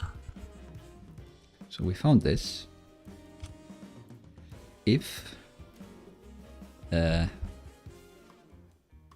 existing doc checksum blah blah blah continue log lol.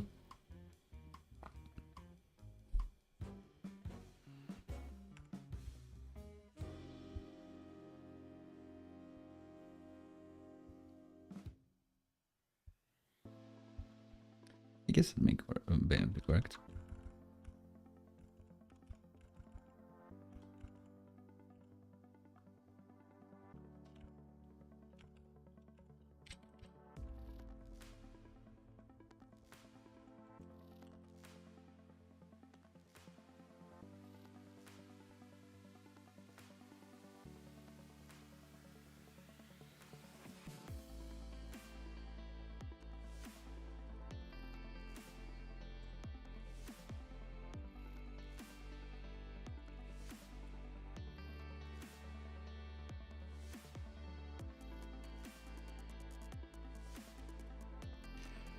And I will be testing all of this with another GitHub action.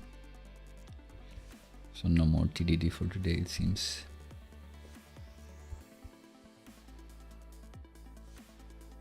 And what we're gonna do, I guess it's this again.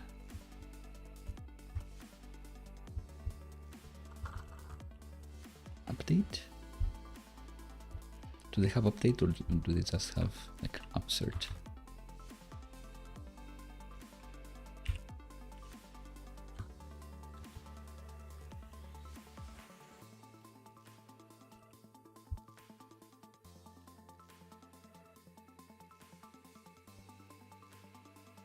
They have update.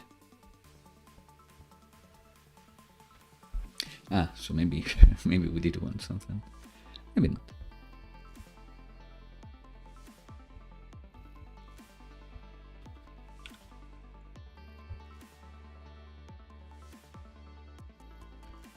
So we just want to update the checksum and content and frontmatter and updated that, I guess.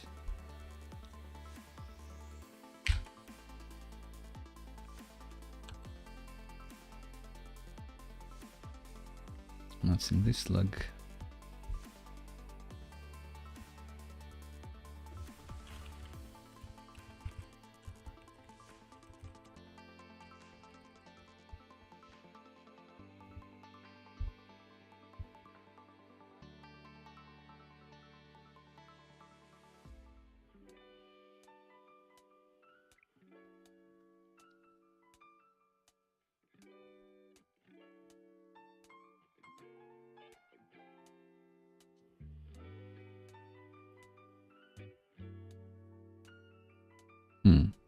So there is a migration for this. On update. Oh, we should have done this before.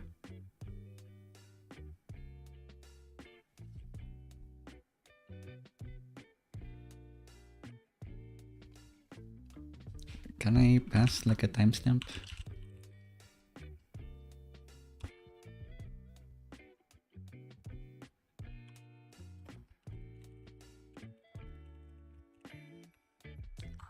As a date object for a timestamp? Maybe not. But I will try. Twice a string. That should work, right? Oh, my hair is getting crazier and crazier. Going super saiyan here. So updated that. Should do this. That should work.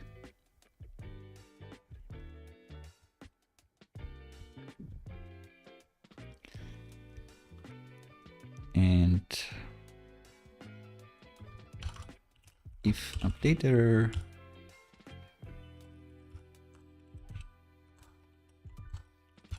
throw updater, but if not,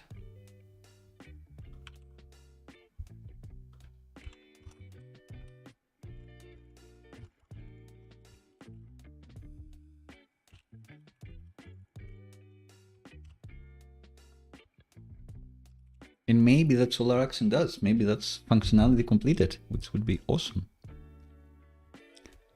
So let's double check this.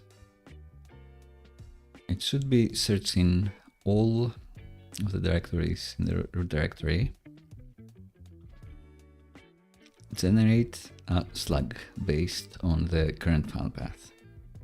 We find all the file paths that match. Then we parse the markdown file, because I guess we need to do it at some point. Like no matter what, we will need to parse it at this point. And we check the database whether a record with this slug exists. And if there is no existing doc, then we just insert this. But if there is an existing doc, then we check if the checksums match. We use this to identify whether the file has changed or not. And if they do not match, then we update the record.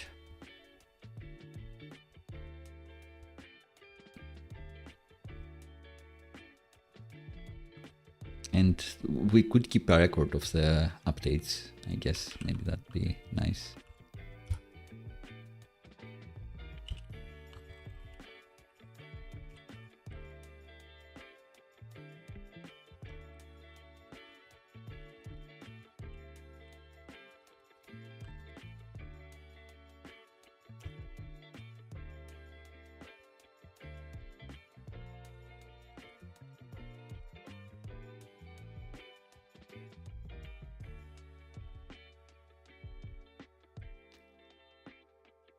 We can have a look again. So if there is no existing doc, then stats inserts ++. If there is an existing doc, then we increase a skip.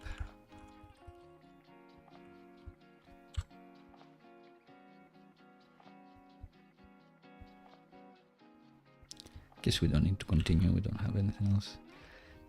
Else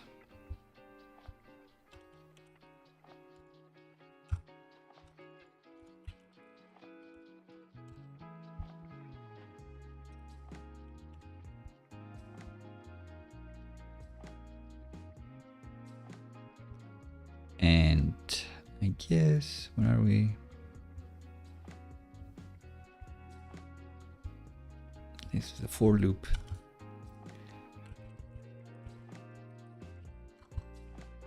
Done.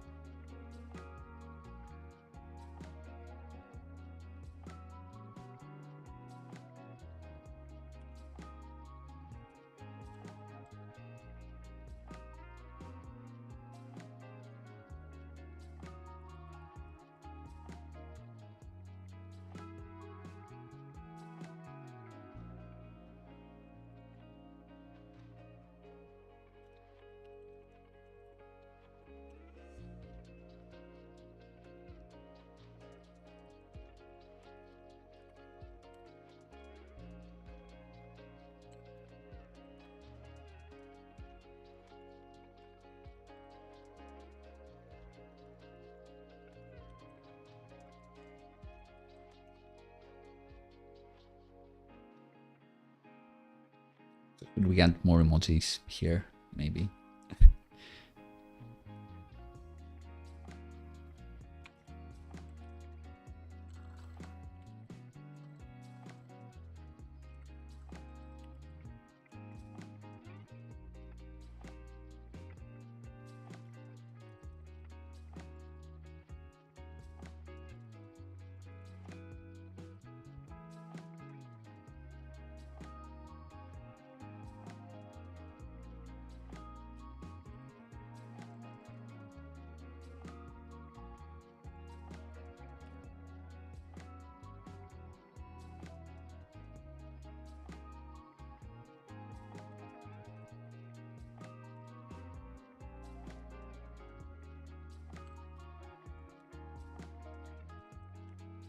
It's the correct one.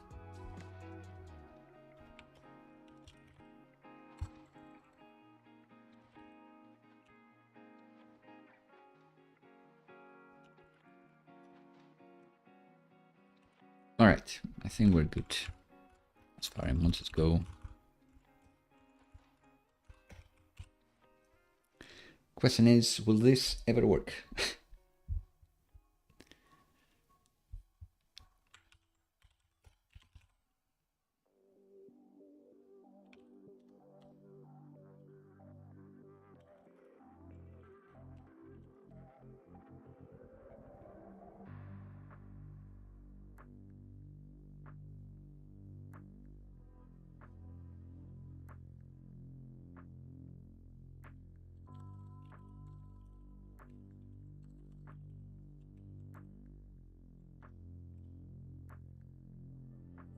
So I'll try to run this file and see what happens.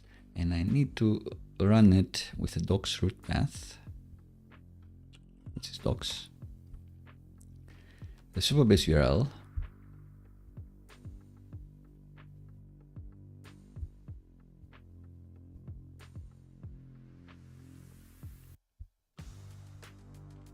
which is this,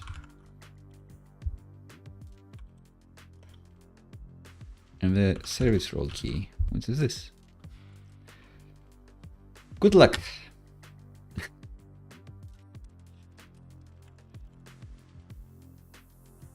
Source index. Yes. Whoa, it was so fast. It feels like this just worked. Let's see. Like a 204. I need to remember this. So yeah, here we go. One of them has frontmatter, the rest just has the content. Beautiful. No dash here, which is interesting.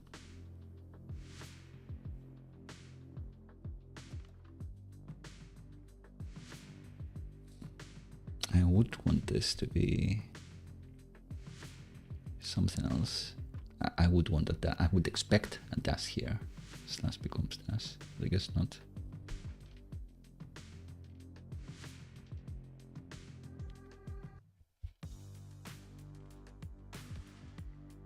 Let's have a look in this.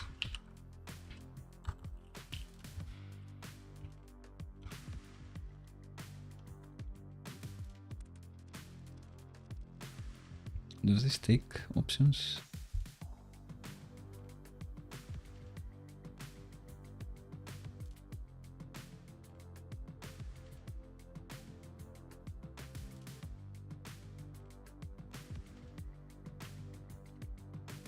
We may change this, but let's have a look. Let's try to run this action again and see that it leaves the files unchanged.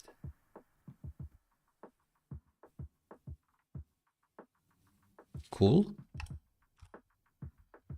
It just works.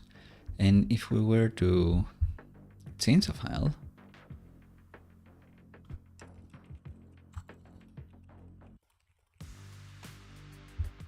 isn't that cool? It does update it. Great. And I can trust that if we do add a file, it's gonna do something. And now again, no updates. We revert back. It's gonna update it again. One update. Doesn't work again. All right. Somehow this just works.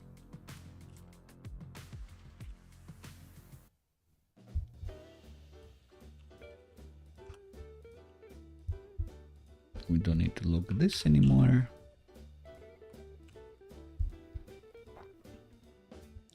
And I don't like this slug of the nested directories.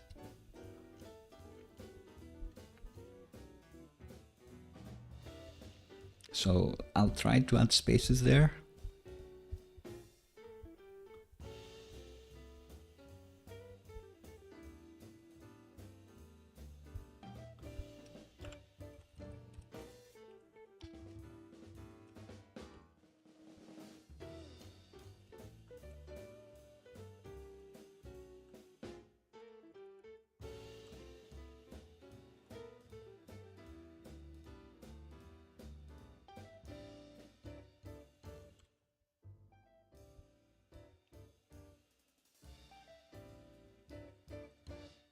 This doesn't actually fit that file, but I'd expect this to be 2023 nested.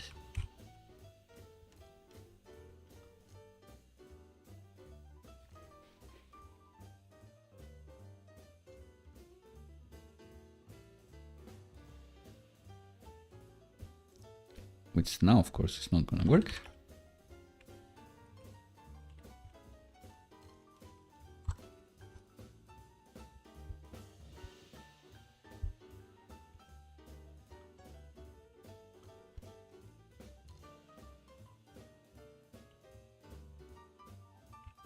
Let's just replace slashes with this. And then it just works, everything works.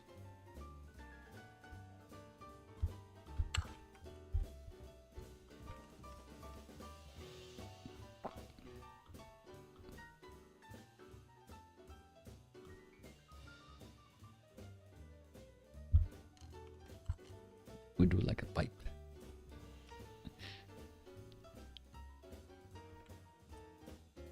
Pipes get ignored.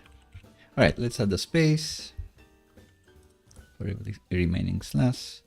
Then it's gonna be fine. And let's run our method. I guess something for the future is that this doesn't delete files. I don't know if we'd want this.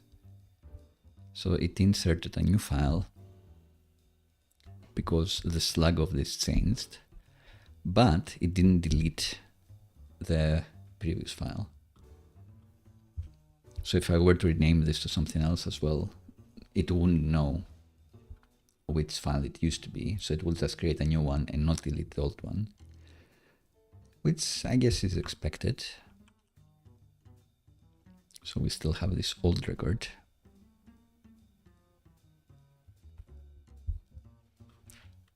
So let's try Supabase reset, db reset even. Restart the database, should be fresh.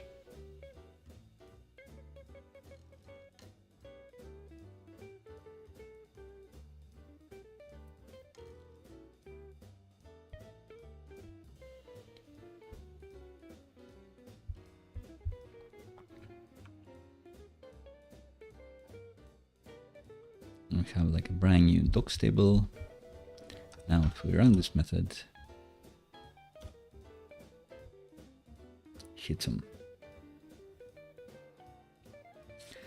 add them, all good. All right, it works how we want it.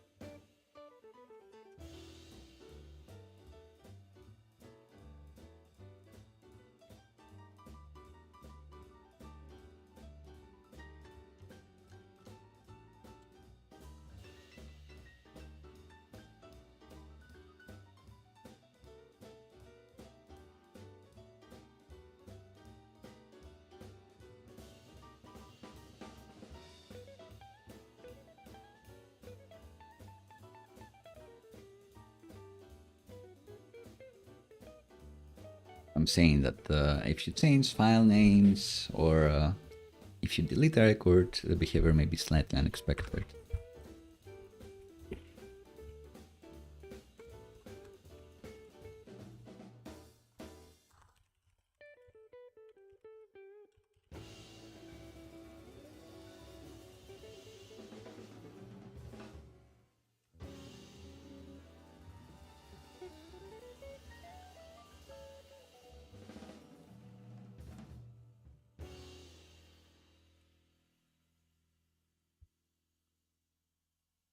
Cool. So we've written our disclaimer. This isn't where our license is.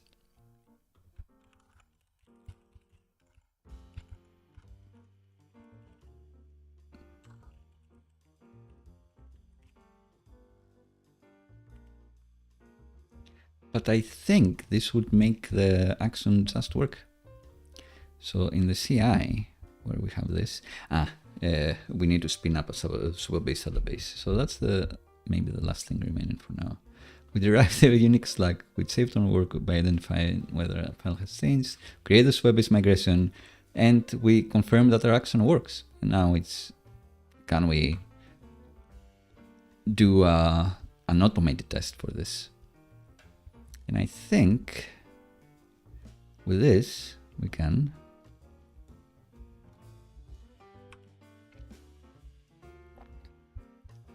So if we say that we use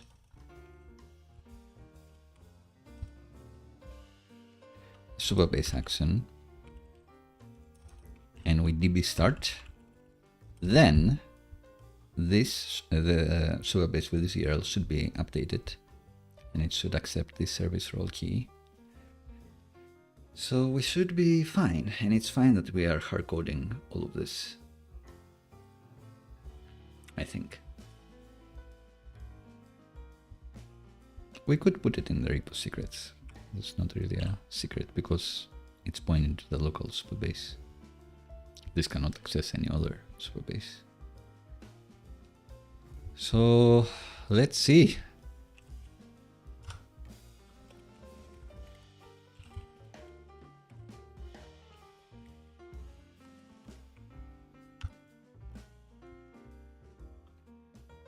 States everything and push and hope for the best.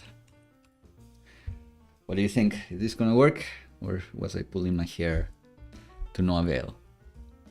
I'm optimistic.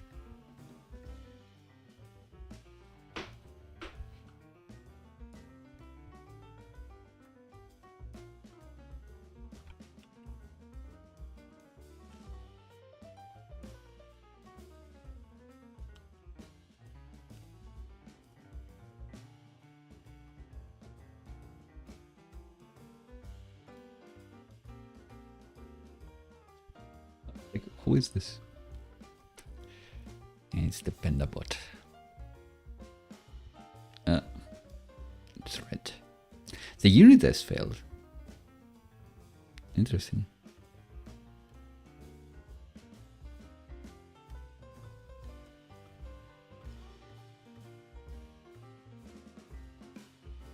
Ah, it's the order of these things. I knew it. I knew that this would catch us. So it looks like our Supabase, our local Supabase is running. It's taking a while, but that's fine.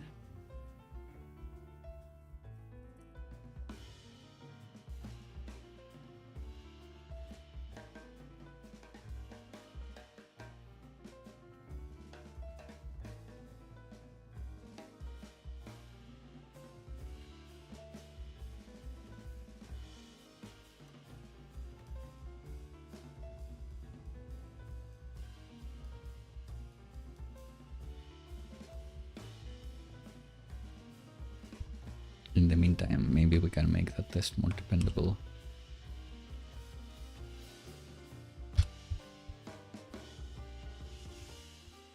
If we just sort this, does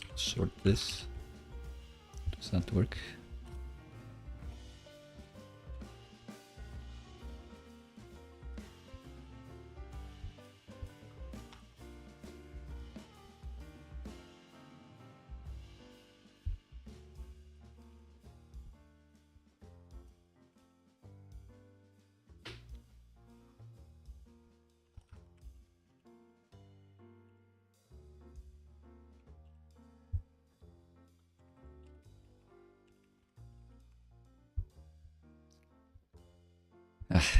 I know.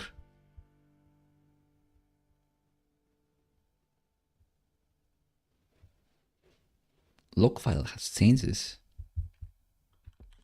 Why?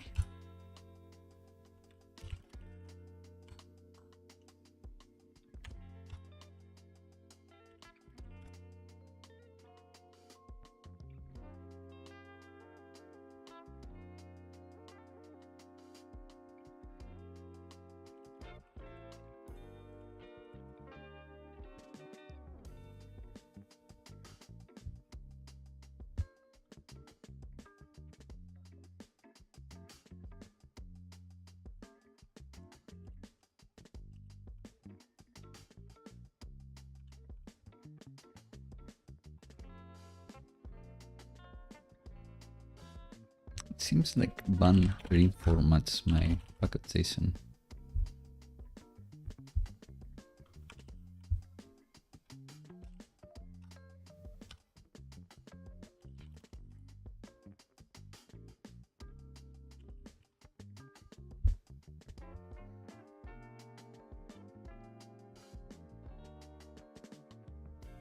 Does that generate a different log file? Maybe.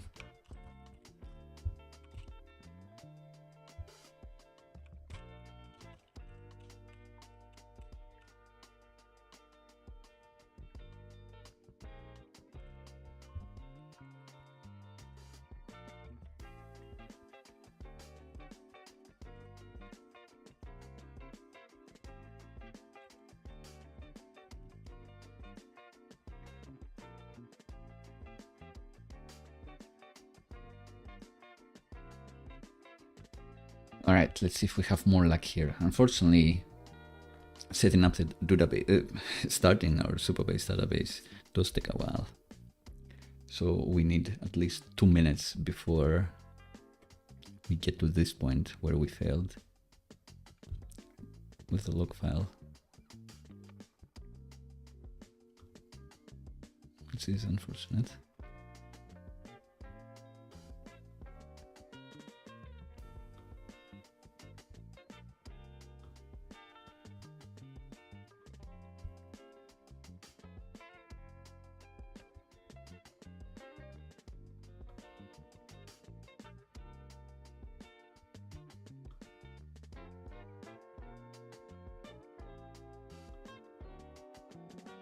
Unit test passed. Great news. Now we have the bug problems. I wonder if installing setting up Supabase causes a different log file problem, but I wouldn't think so. I wouldn't imagine that's possible.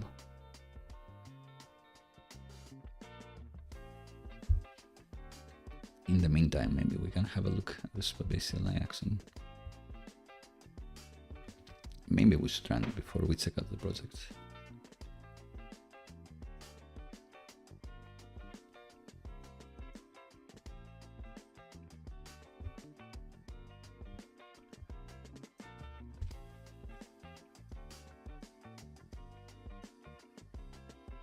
Again, this mock test only runs for us.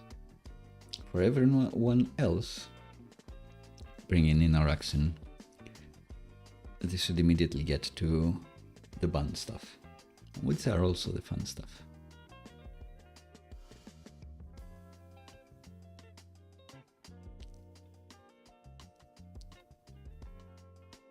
Ugh.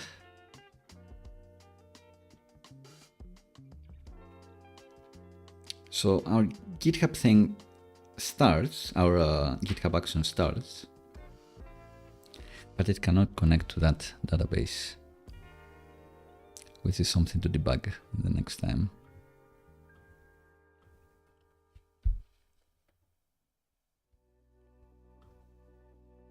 Could be anything. I wonder if this was a live database, would it just work?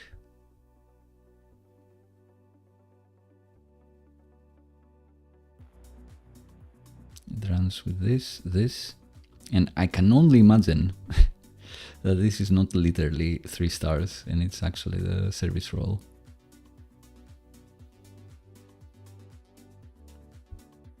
If not, that's going to be the problem.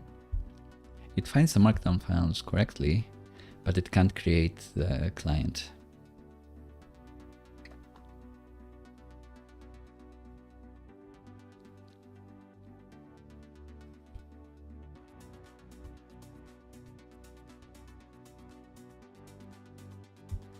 And I guess that's how we run this method.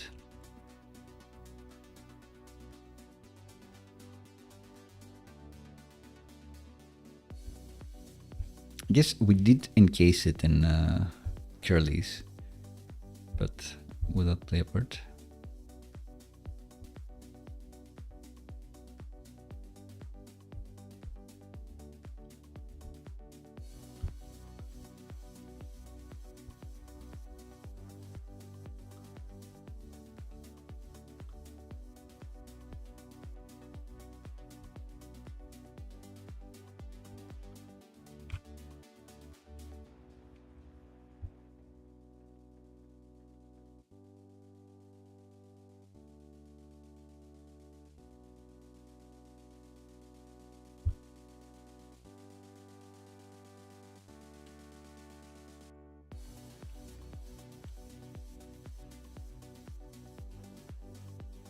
Let's have a look.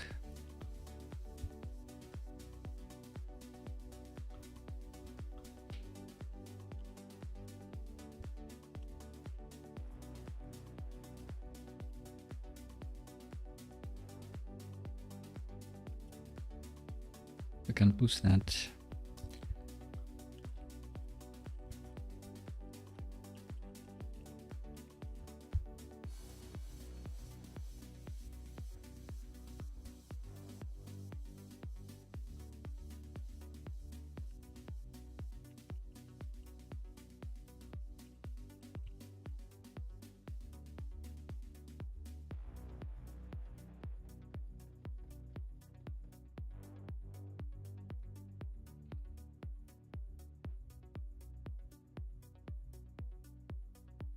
Maybe that's the way to do it, actually.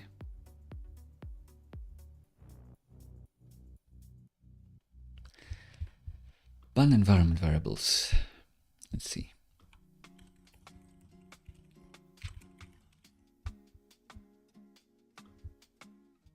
Get environment variables.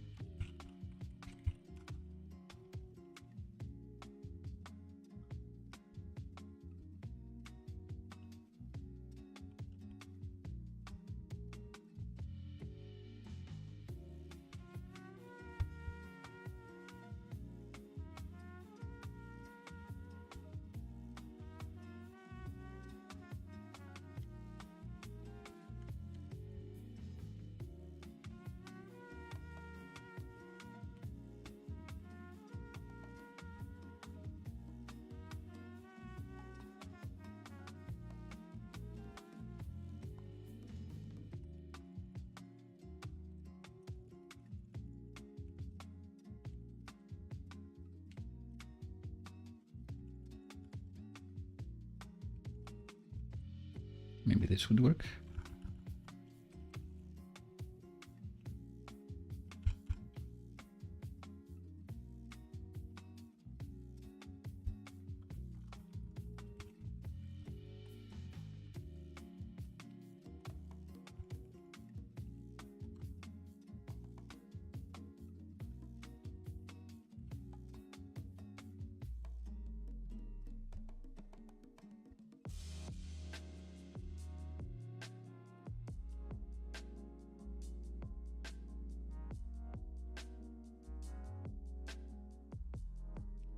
Supabase URL.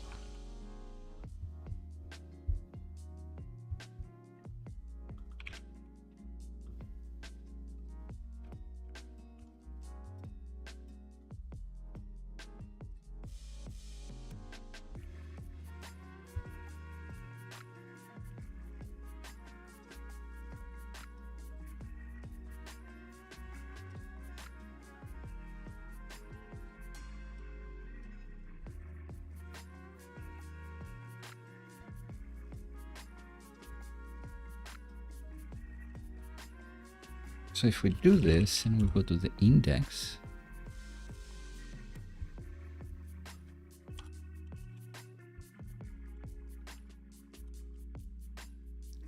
then we can go to ban env.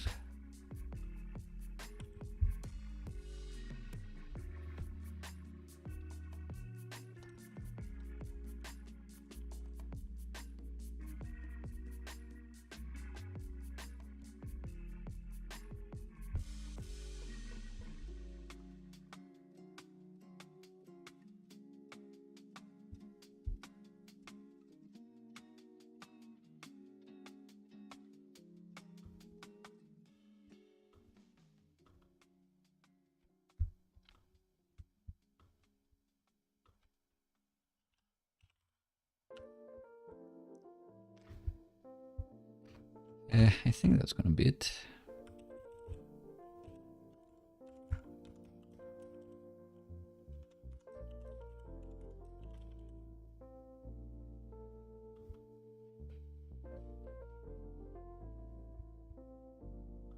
And our envs are gonna be what? I'm not sure.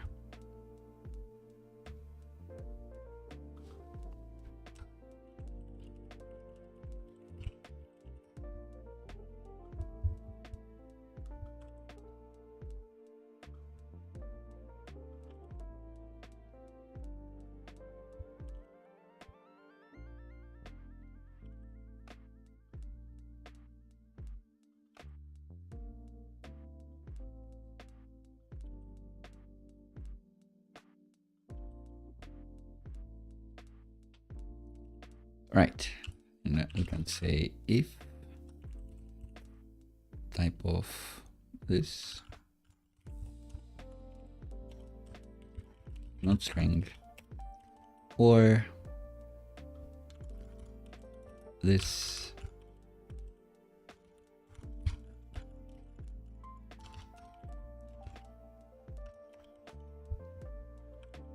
It's not a string, or this is not a string.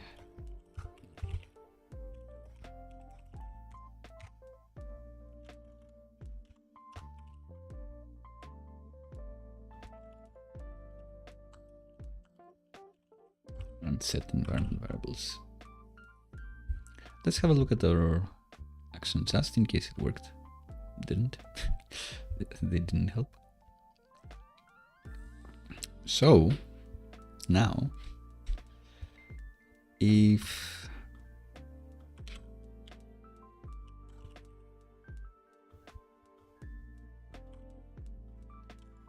we set this to like whatever,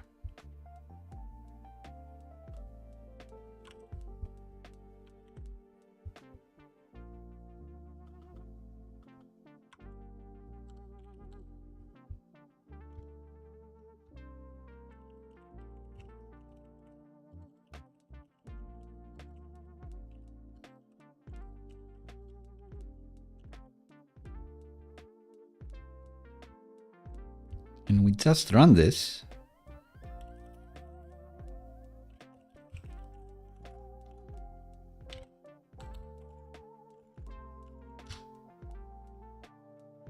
it does run.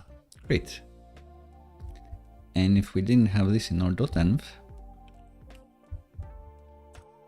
then it would fail. Great.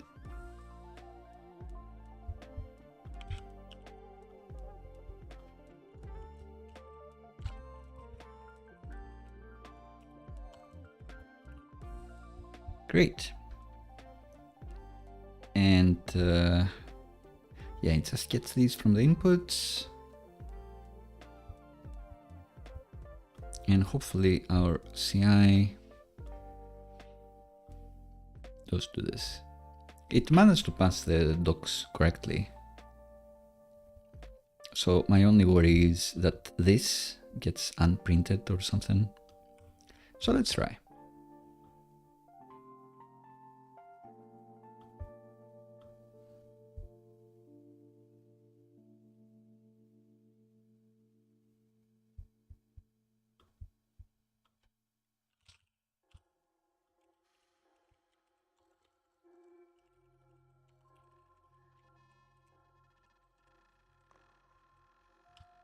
For running this action locally, this is definitely handier because I just run this, right? Bun, then the file. Oh no, I still have this, I forgot. Well, it should do nothing. The inputs there should do nothing. So we'll see.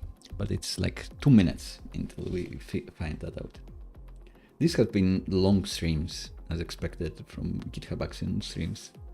Front end we just fly out. Maybe we can do I code this challenge while we do it.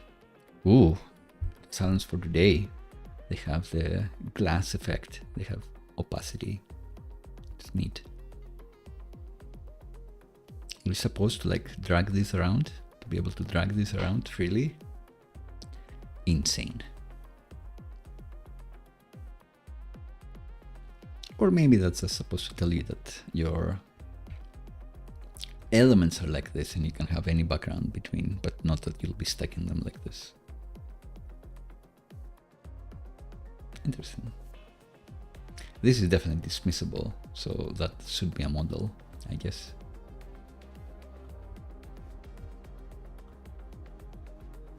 All right, 2 minutes for the Supabase method to start. And then we actually run the file that we want, the script that we want. If we still fail to connect, I guess it's gonna be like a gateway error, like that we'll need to export, to expose a port from our Supabase database that we're spinning up now in order for our next step to be able to connect to it. Yeah. So that's something I'll debug offline and keep you updated.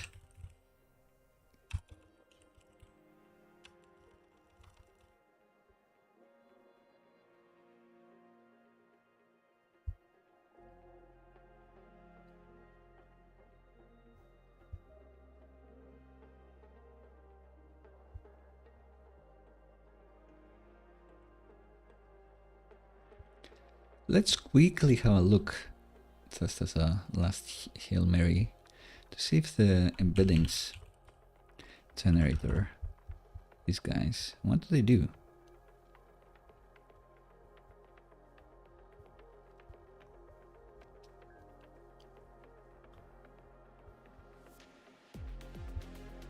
Oh, I have a test panel.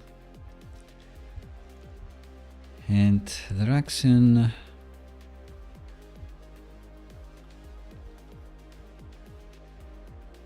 Is that it?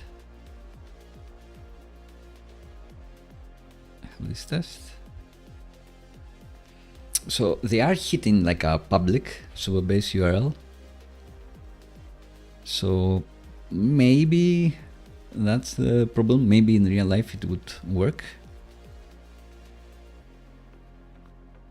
Maybe the problem is that we're trying to hit a local database.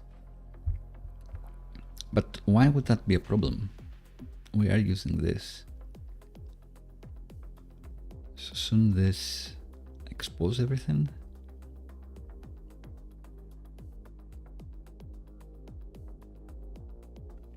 Not sure, unclear.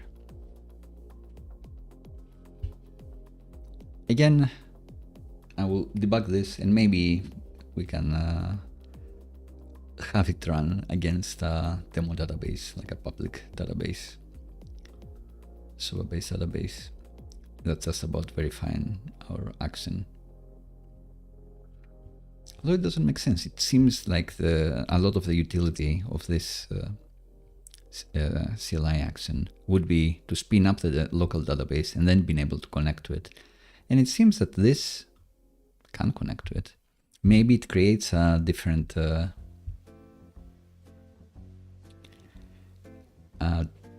service role key.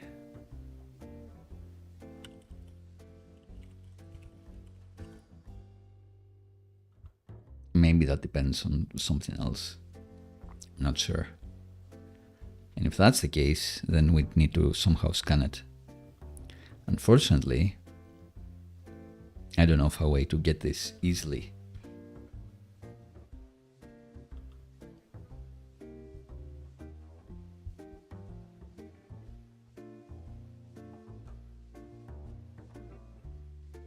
Because then, in our test action here, we can make this be dynamic. Like we start the database here, and after we've started, we expose this thing.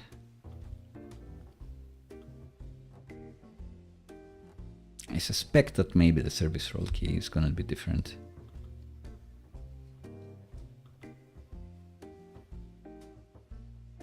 Maybe it depends on what they've spin up. Yeah, I'm thinking that that could be the problem. So Supabase CLI dynamically get local service role key.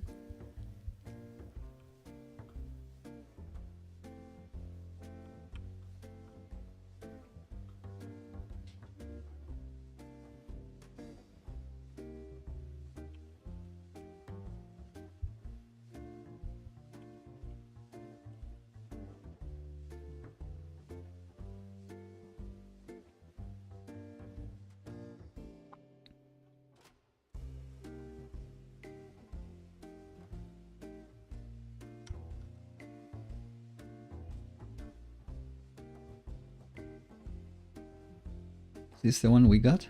That'd be quite funny. That would mean that, yeah, indeed, every time it's the same one. But it's not, so I can only imagine it's a different one.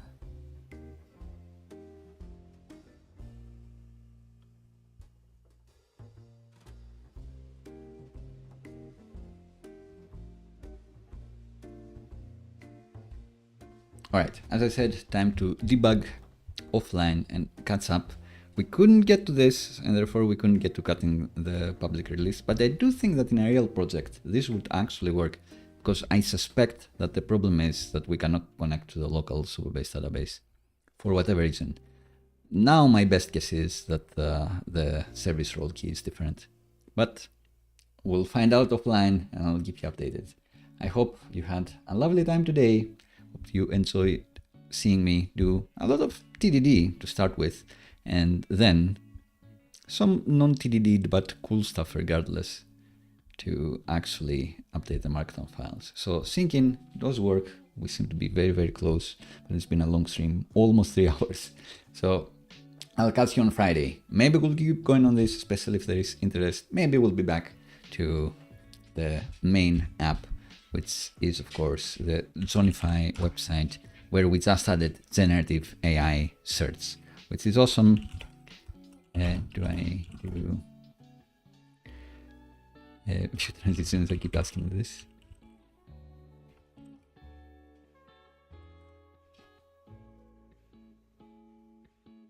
And this is what inspired creating this GitHub action as a reminder.